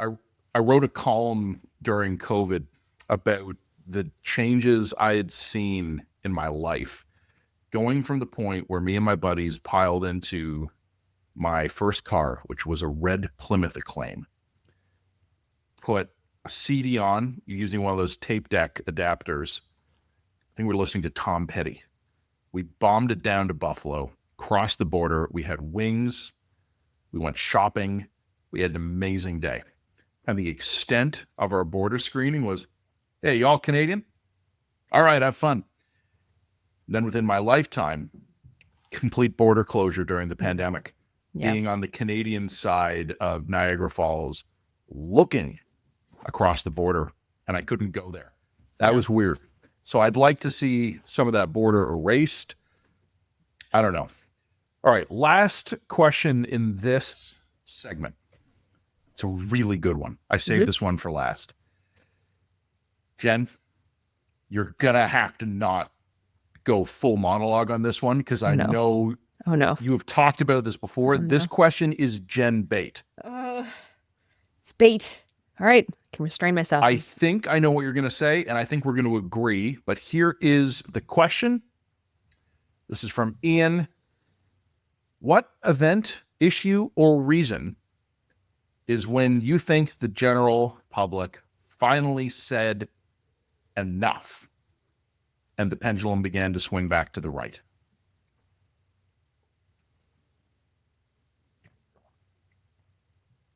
I think that the pendulum started to swing back to the right in 2020. I don't think it was necessarily one issue. It was a compounding effect of a lot of cultural changes that happened very rapidly and on top of one another. What was the one single thing? I think it was two things, actually. I think there were two cultural moments. One is the George Floyd riots, which, I mean, I think most Canadians and most North Americans had a great deal of empathy for what happened to George Floyd. I mean, he was murdered. No one would dispute that. But I think the moment when we started to pretend that the response to that event, we weren't calling them riots, the failure to acknowledge that there was a violent, riotous race riots in response to that event. And by the way, I can have empathy for race riots. Like, I can understand where people were coming from. But you were alarmingly sympathetic by default. I was alarmingly sympathetic to the rioting. So, but like, I also, like, firstly, I'm a chaos demon. And secondly, I don't have to fail to call them riots to be sympathetic to them. Like, it was the weird cultural thing that was happening where people weren't acknowledging what was right in front of their eyes because they were sympathetic to what was happening. That, I think, was wait a minute, the rioting. You know what I mean? People were getting killed. You know? It was the fact that the rioting and these mass close quarter protests were happening in the midst of COVID. Yeah. That fundamentally cracked the facade of institutional authority. I think that was a big part of it. And I think that also around that time is when people who were ordinarily highly sympathetic to trans rights and LGBTQ rights started to look more deeply into what was happening around trans kids. I think that also made people go, wait, no, I support trans rights and LGBT rights, but what are you doing to the kids? Like, could come again? I think there was a bit of a come again moment among normies in around 2020, 2021. And that is, I think, when people started to go, well, we're off the train here. Yeah, I think that's it. There, I kept my monologue to a minimum. No, I was about to say, first of all, great job. Mm-hmm. Second of all, agree entirely. All right. I think if you would ask me that question independently, I would have named 3 things. Yeah. COVID, George Floyd, trans issues. Yeah. And we shouldn't underestimate the effect of COVID, not as a public health issue, not even as a political issue, but as a psychological issue. Yeah. Millions of us, hundreds of millions of us in North America at home. No normal outlets for stress. Yeah. No ability to go, the kids are annoying me, my wife's driving me nuts, work sucked this week, I'm going to the bar, I'm going to have a couple pints with my buddies. Couldn't do that. Yeah. Like people, especially who lived in smaller houses. The psychic tension built up. We have a backyard. We had a cottage we could go to. We did like a family bubble. And I still don't think I've come off all that tension I accumulated during COVID. Well, we're all collectively memory holding COVID, you'll notice as well, which is also a common stress response for collective societies. It's a coping mechanism. So I think we have failed to reckon with how tense all of us were during COVID. And then we have Justin Trudeau, who would call you a bad person killing grandma if you went out to like an unauthorized backyard barbecue, getting together with thousands of people in Ottawa to take a knee, plus what we were seeing in the United States. I'm going to quote the inferior sci-fi franchise. I felt a great movement in the force. Yeah. And on the trans issue, again, I need to be careful here because there's a chance I'm about to refer to people who will realize I'm referring to them, but don't worry, I do it with love. When I realized Trudeau was fucked politically was when I saw kind of comfortable limousine liberal Laurentian Torontonians in my part of the city become radicalized about the trans issue. And it wasn't because they read something Barry Weiss had read. No. It was because they either were directly related to or heard about an incident that I heard about in my neighborhood where a girl was injured by a biological male now identified as female in a sporting event. Mm-hmm. Not deliberate, but size and mass matters. And it was not a serious injury, thank God. Like no one was hospitalized, it didn't make the news.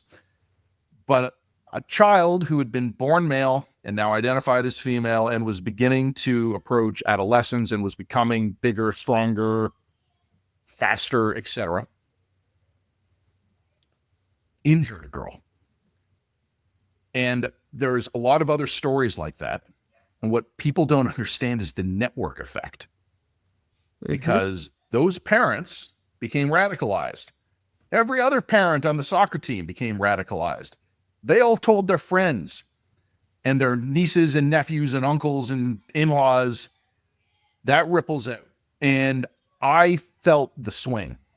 So the other thing sorry. People, honestly, Jen, I'll turn it back to you here, but you know what it was? I think after being locked in our homes for a couple of years, what broke was our ability to swallow obvious hypocritical bullshit. And once you made that move, a lot of other things started to fall apart.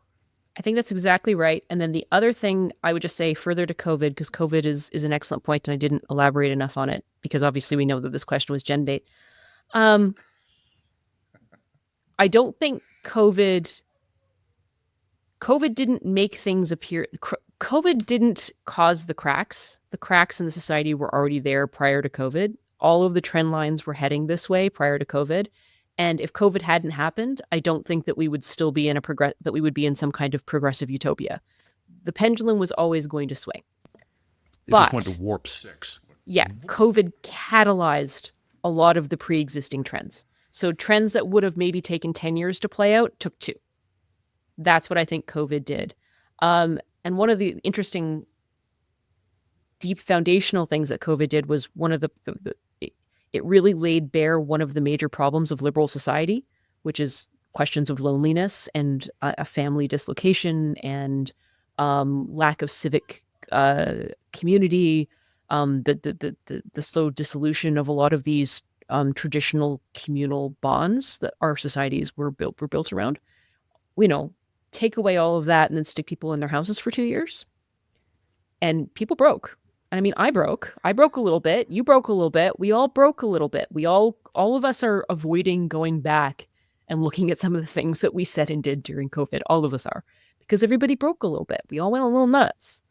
You can't change people's relationship to their society for that length of time and not break people, not fundamentally alter some things and alter people's relationships to institutions in the state. We're going to be dealing with the repercussions of what COVID broke for a generation.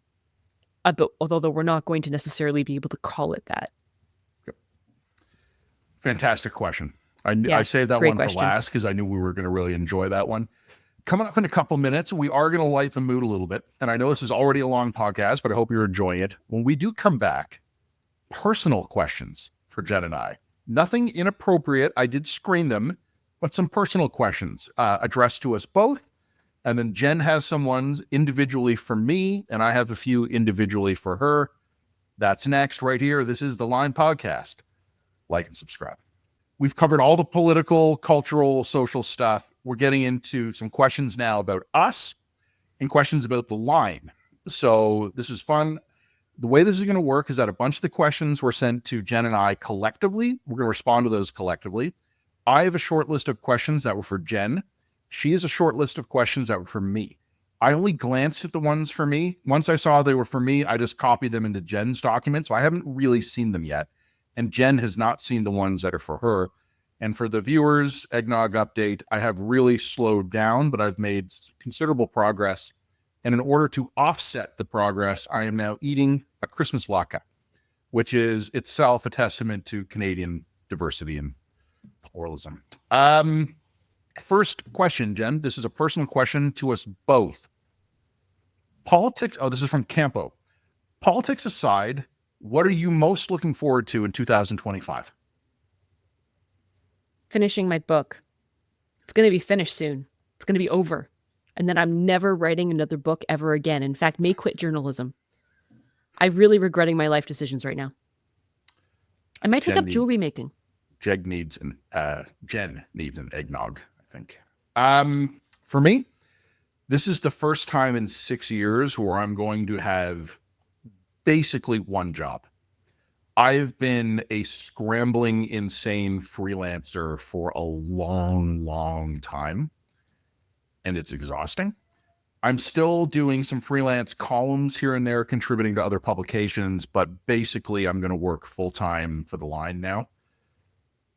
Only having one master, and it turns out to be me with Jen, I have forgotten what it feels like to have a job.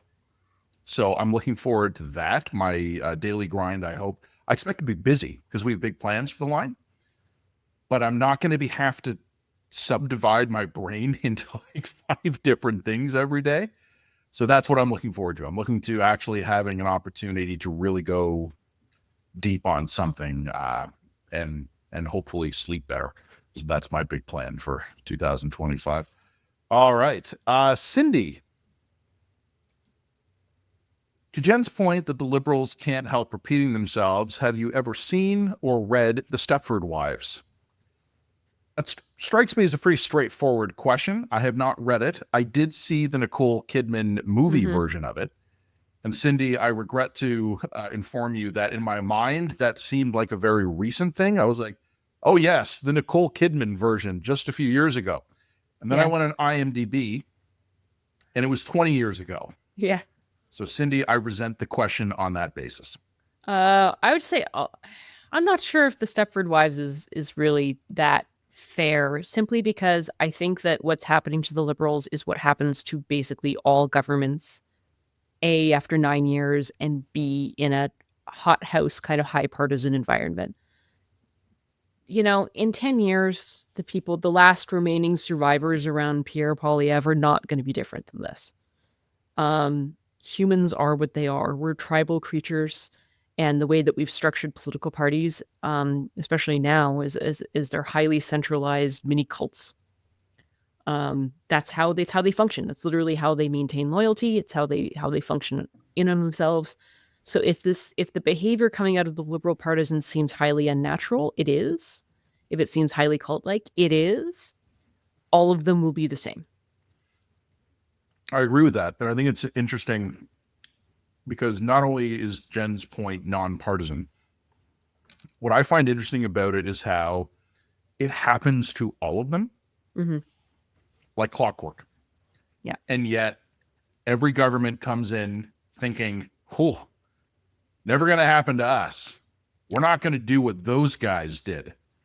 We've got 10 years of great governance ahead of us." It's like, no, you have 18 months to make any transformative changes. You're going to be tired by 5. And then the last 4, you're going to spend clinging to power. And humiliating yourself and just betraying everything. Yeah. Yeah, everything you stand for. I think that's bang on. Yeah. So I said these would be fun questions. I don't know if this one's fun, but I think it's interesting. How much hate do you guys get? And how do you deal with it personally? I don't actually think that we get much hate anymore. I think that's, yeah. And I think that there's two reasons why that happened. One, I mean, I think I'm no longer on Twitter anymore. That just doesn't appeal to me. I've not joined Blue Sky because those people hate me and I know that. So why would I do that to myself?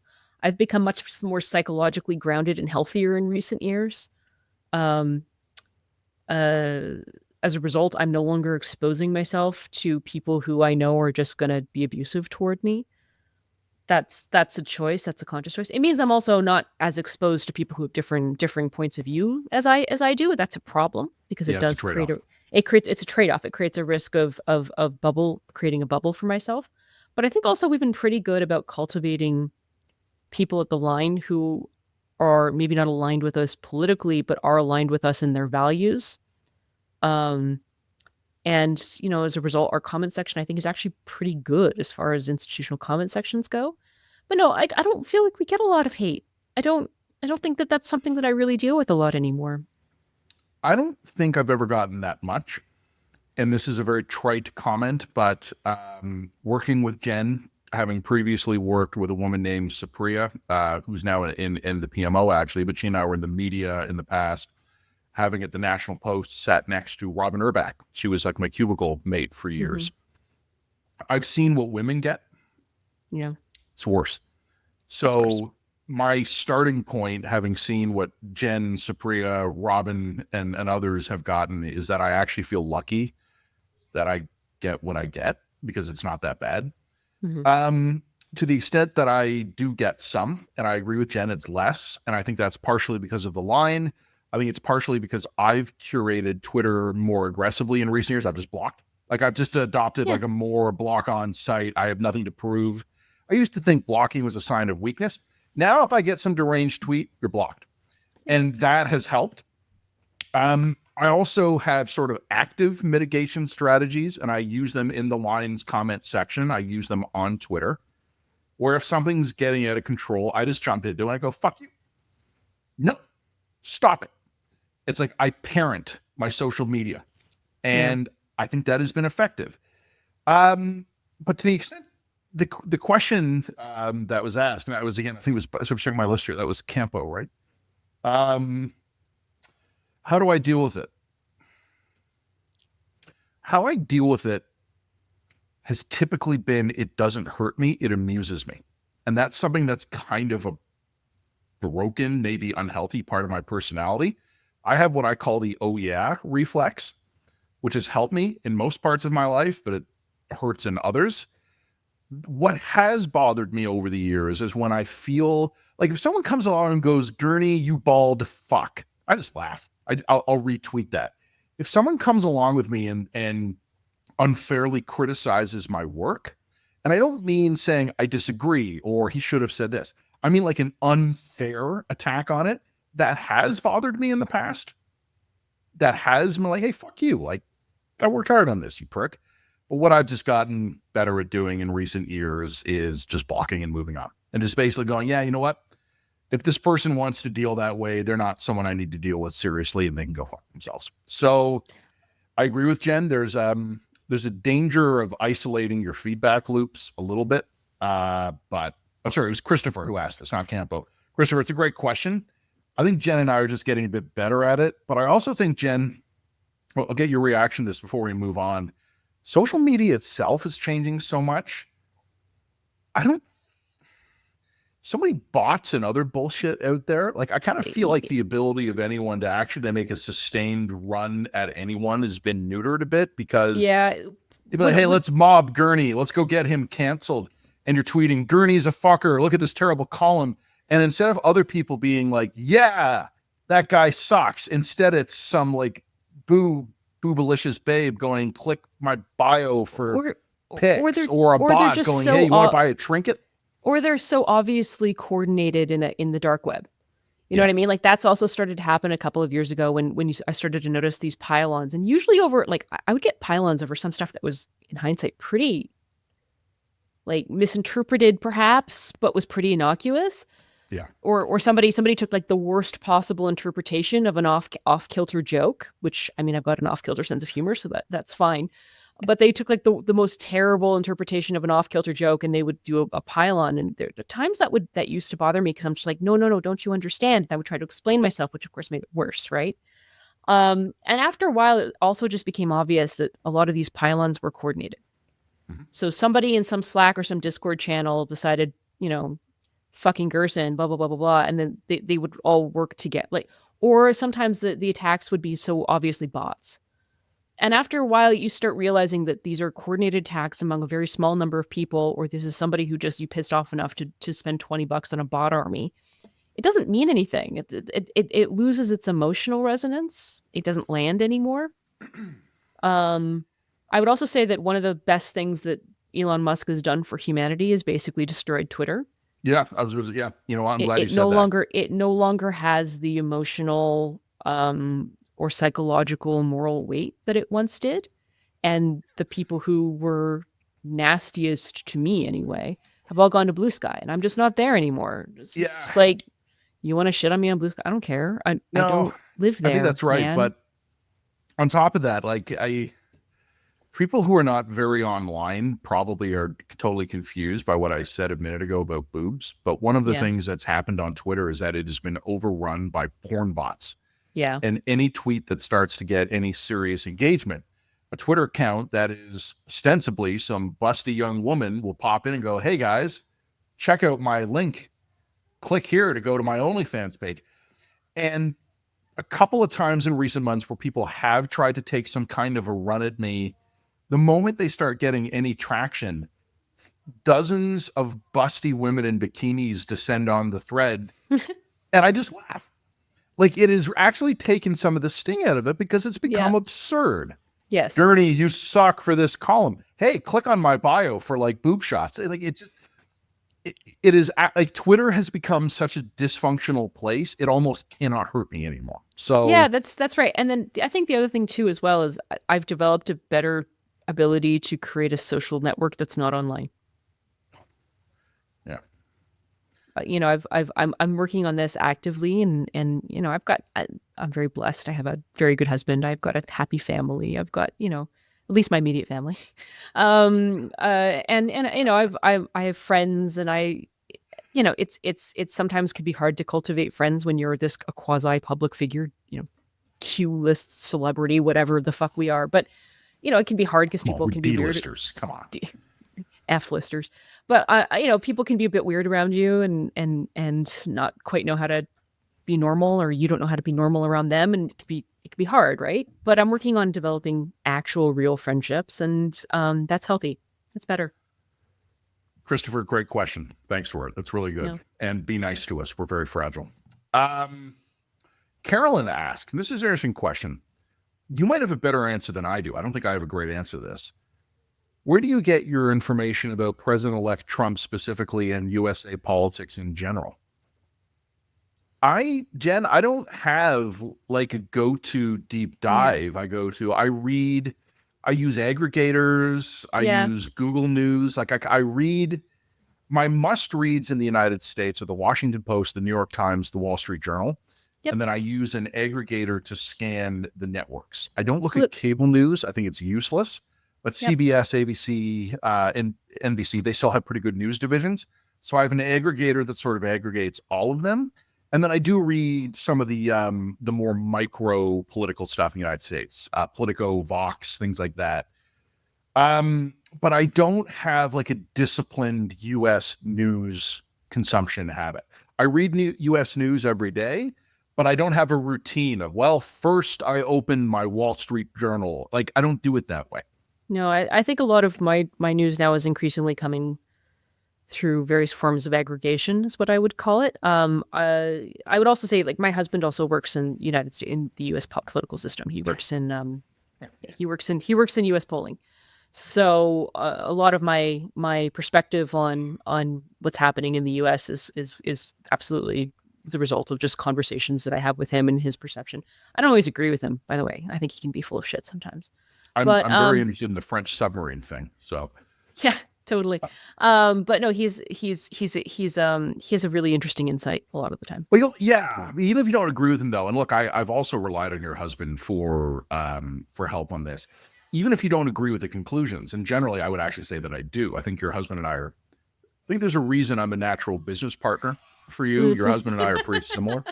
Yeah. But my taste is rarefied, but there are a couple of you out there. I would say him and a few others I know who are actually intimately involved in U.S. politics. I have a few Democratic friends. I have a few Republican friends. They usually let me know if there's something in the wind I should be paying attention to. Yeah. So, and sometimes it's weird. It's like, here is an article from like W something, something, something, channel 13 in Omaha, and like and a really interesting story. So people in the know will nudge things my way, and I'm grateful for that. So that helps. Speaking of U.S. stuff, you know what I really want to do in the new year, if we can arrange it? I want to go do a story on the New Jersey drones. Yeah, me too. Yeah, that'd be fun. Okay. That was Carolyn's question. Gordo asked, this is a great one, but I think my answer is going to suck.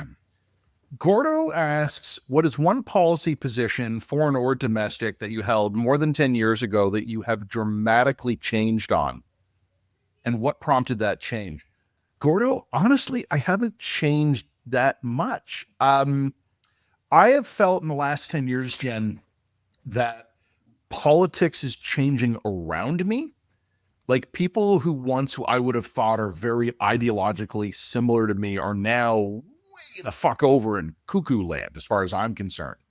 I don't feel I've changed that much.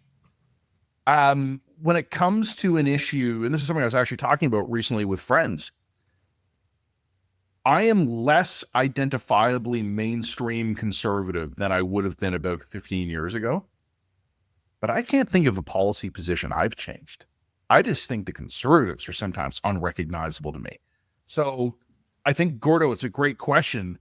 I don't have a good answer for it. Like, there are definitely things that my views have evolved on, but radically changed, no. Okay, so I have a 2-part and maybe 3-part answer to that question. One, and in terms of just geopolitics, not personally, no skin in the game here, but geopolitics, I used to be much more optimistic on China. I did fall in to the idea that I would say the relatively shallow liberal assumption that the end of history was nigh and China would come around, and we should be doing our best to build ties with China, because China will, gradually liberalize as their economy becomes more capitalistic. That's proven to be very wrong, and a very naive assumption. I mean, I remember one time, a long time ago, I was dating someone, and he said something to the effect to me of, there have never been 2 wars in 2 countries that had McDonald's in them. And this was used for a long time to make the argument that as economies evolved to like the end of history, post-national state or whatever, that economic interests would overwhelm more ordinary tribal and sectarian concerns that tended to lead to human warfare. I remember the Big Mac theory of diplomacy. It was the Big Mac theory. That didn't, and then I remember even saying at the time, well, what about Israel and Lebanon? And the guy like looked at me and was like, oh shit. Also Serbia, I think, yeah, had McDonald's when this NATO wasn't, lit them up. Turns out this theory turned out to be bunk. People will still go to war even when their economic interests are allied against it. Perhaps not with the same ease, but certainly they'll still do it because there's more to humans than economics. Which kind of brings me to my second policy position. I would say sort of in my 20s, I was a pretty classical militant atheist. I wouldn't know what you would describe me as now. Heretic, probably. But I have a very different perspective on religion now than I did back then. I will add, and then we'll move on to the next question. Over the summer, as I've alluded to this a few times on the podcast before, at a very quiet summer, we were dealing with a family health situation, so there wasn't a lot of travel. There was a lot of sit around at home days. And I binged watched The West Wing.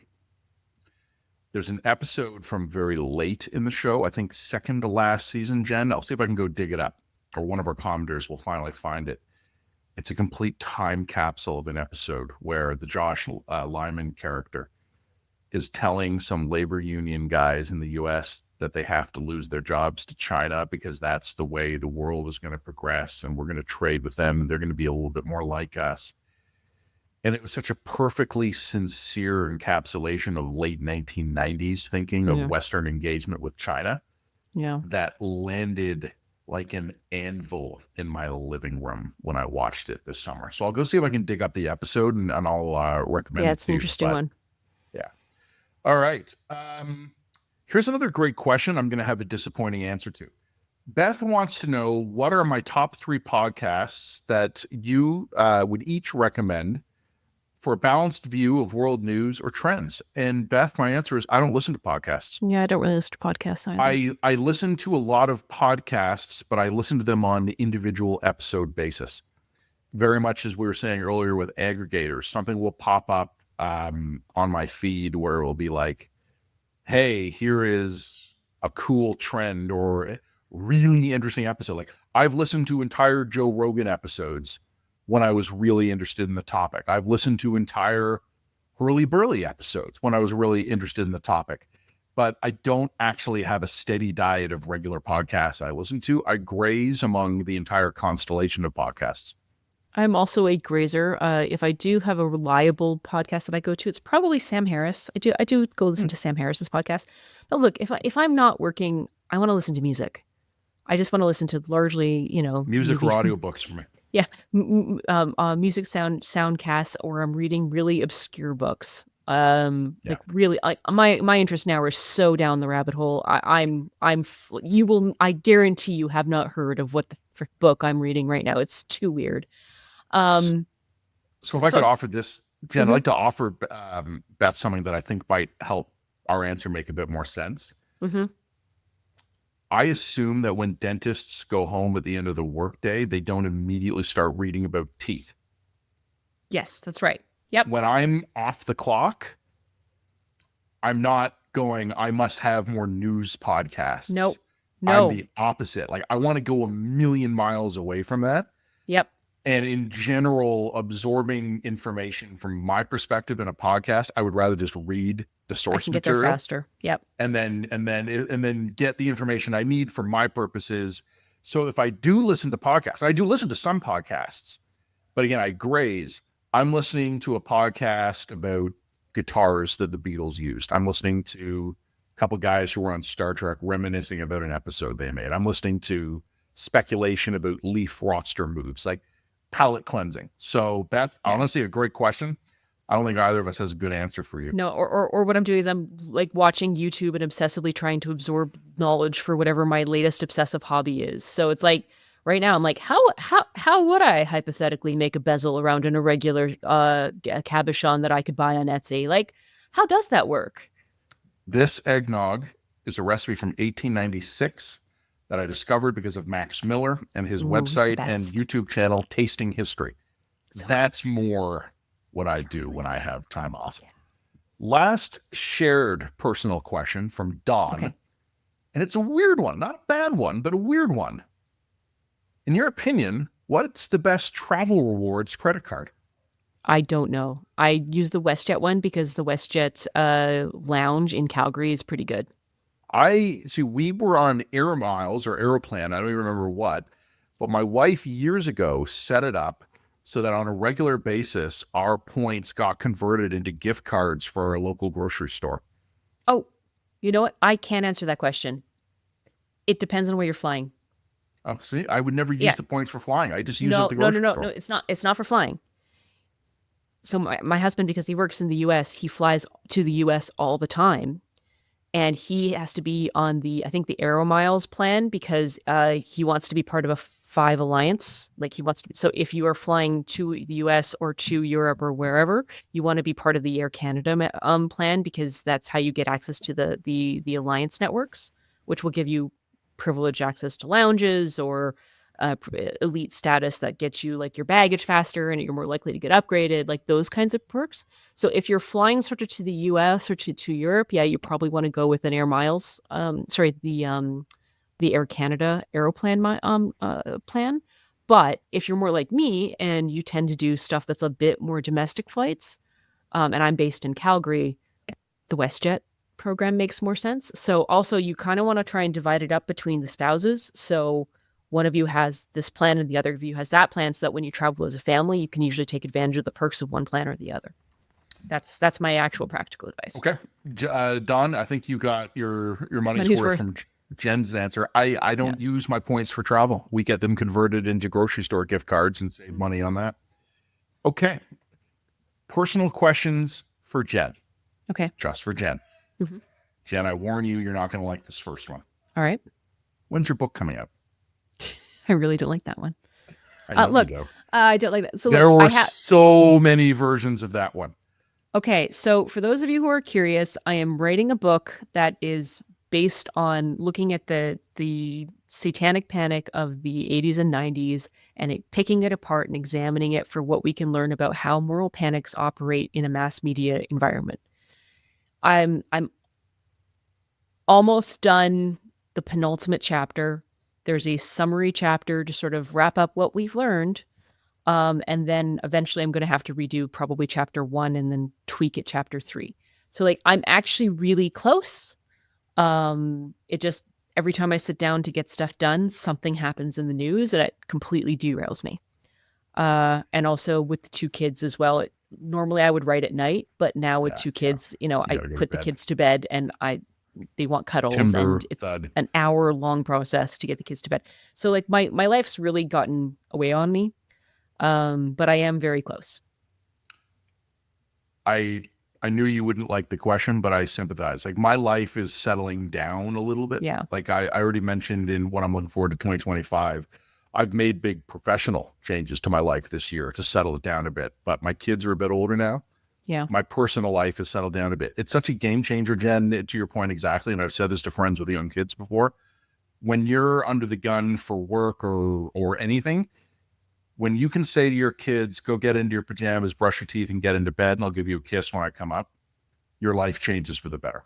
Yeah, and like especially my life is a lot better now than it was when I started the book. When I started the book, this was fucking impossible. But I'm still at the age where my daughter, who's 5, she doesn't go to bed unless I cuddle with her for 45 minutes. And then once you've cuddled with her for 45 minutes, it's 10 o'clock.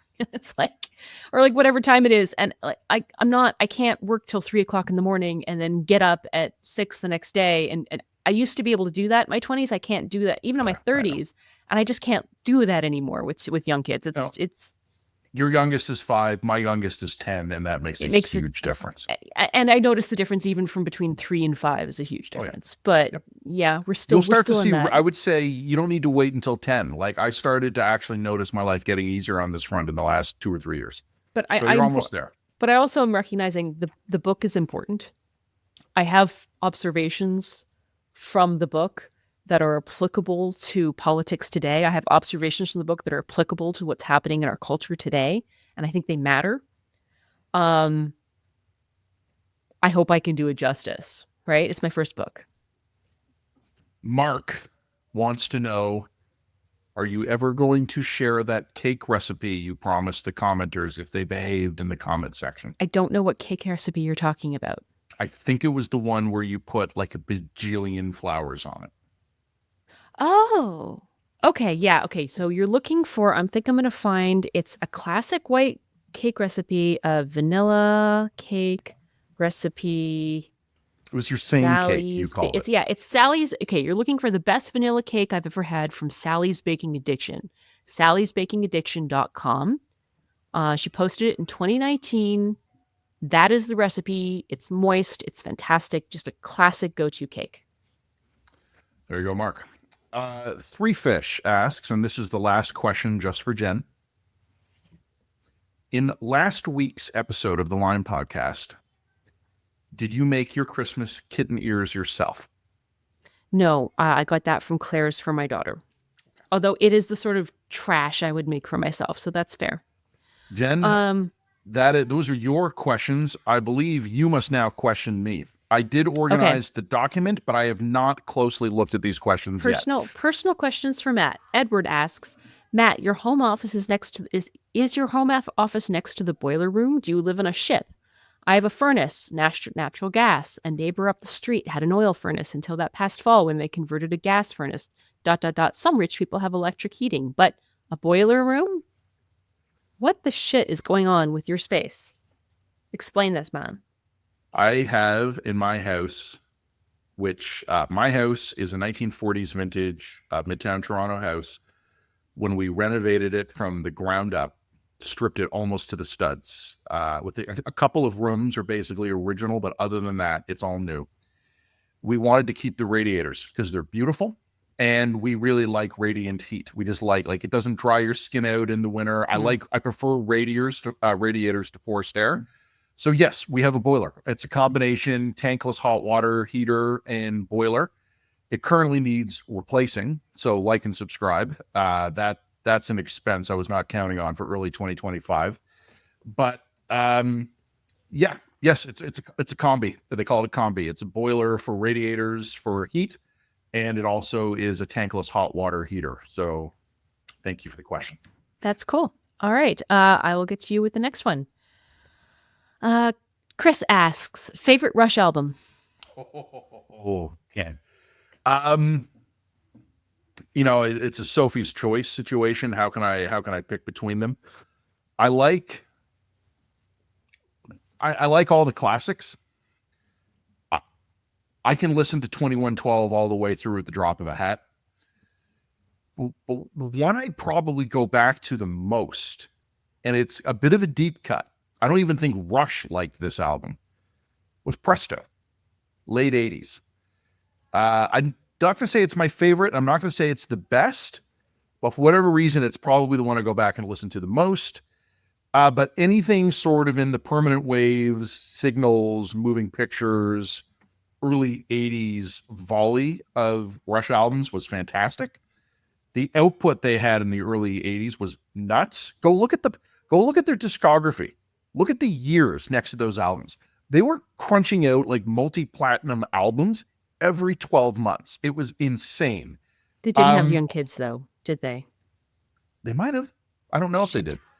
Also, again, not among their best known, but I think 1991 was Roll the Bones. I really like Roll the Bones. And I think this is kind of the nostalgia trap we all fall into. Why do I like the 80s and early 90s Rush albums so much? It's because what I was listening to when I was a kid.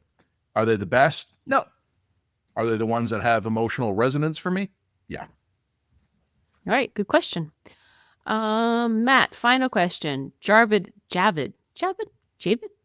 asks, fun question for Matt. I recall you mentioning Civilization once. What's your favorite Civilization game? For me, Civilization 4 was the best, but that might just be nostalgia. Outside of Civilization, any other strategy games you recommend? That's a question for you. Oh my God. Welcome to the 19-part answer to that question. No, look, I think Javid, and I hope that's how your name's pronounced. I'm just following Jen's lead on that one. If she led me astray, I apologize. I'm going to give you a similar answer to what I just gave with Rush. some of these Civilization games, and for listeners and viewers who don't know, it's a computer game franchise.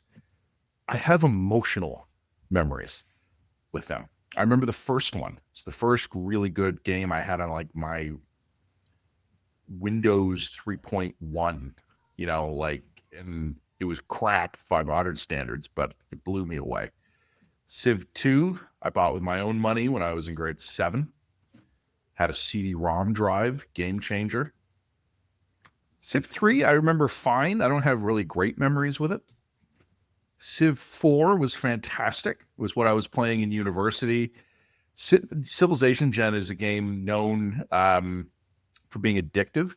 And one of the old jokes among Civ fans is you sit down and you start playing, and then you're like, well, that was great. And like 14 hours have gone by, and like your bladder's full and your back is cramping. I never had that experience until Civ 4. And people will think I'm joking about this, but I remember I was in university. I was done everything I needed to do for the day. I sat down in my office. I started playing. And then like there was a war, and then I had to build like a world wonder. And then I got like into a science race. And then eventually I kind of like, all right, enough's enough. I got to go to bed or else I'm never going to make it to class in time. I looked at the clock and the class had ended 2 hours before. So that is the only time that's ever happened to me. But I remember at the time thinking, oh my God, it's true. The thing that is joked about this game has finally happened. So Civ 4, absolutely. But Civ 6, which is the current iteration, that's the one my son learned to play. And now we multiplay with each other. So Aww. And he's frighteningly good at it.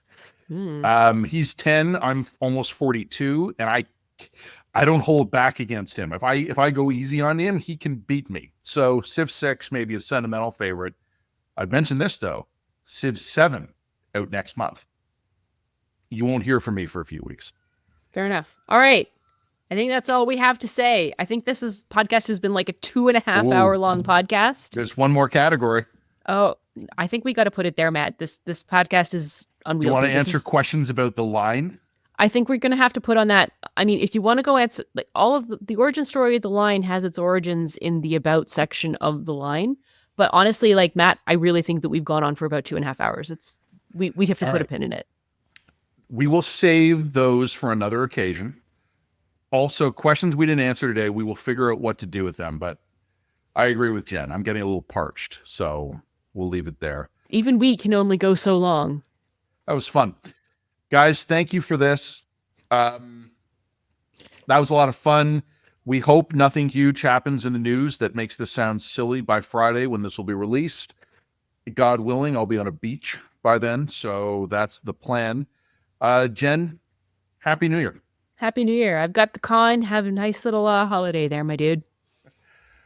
Take care, everybody. Thanks for your questions. We really had fun with this. Have a wonderful New Year. Have a great 2025. Like and subscribe.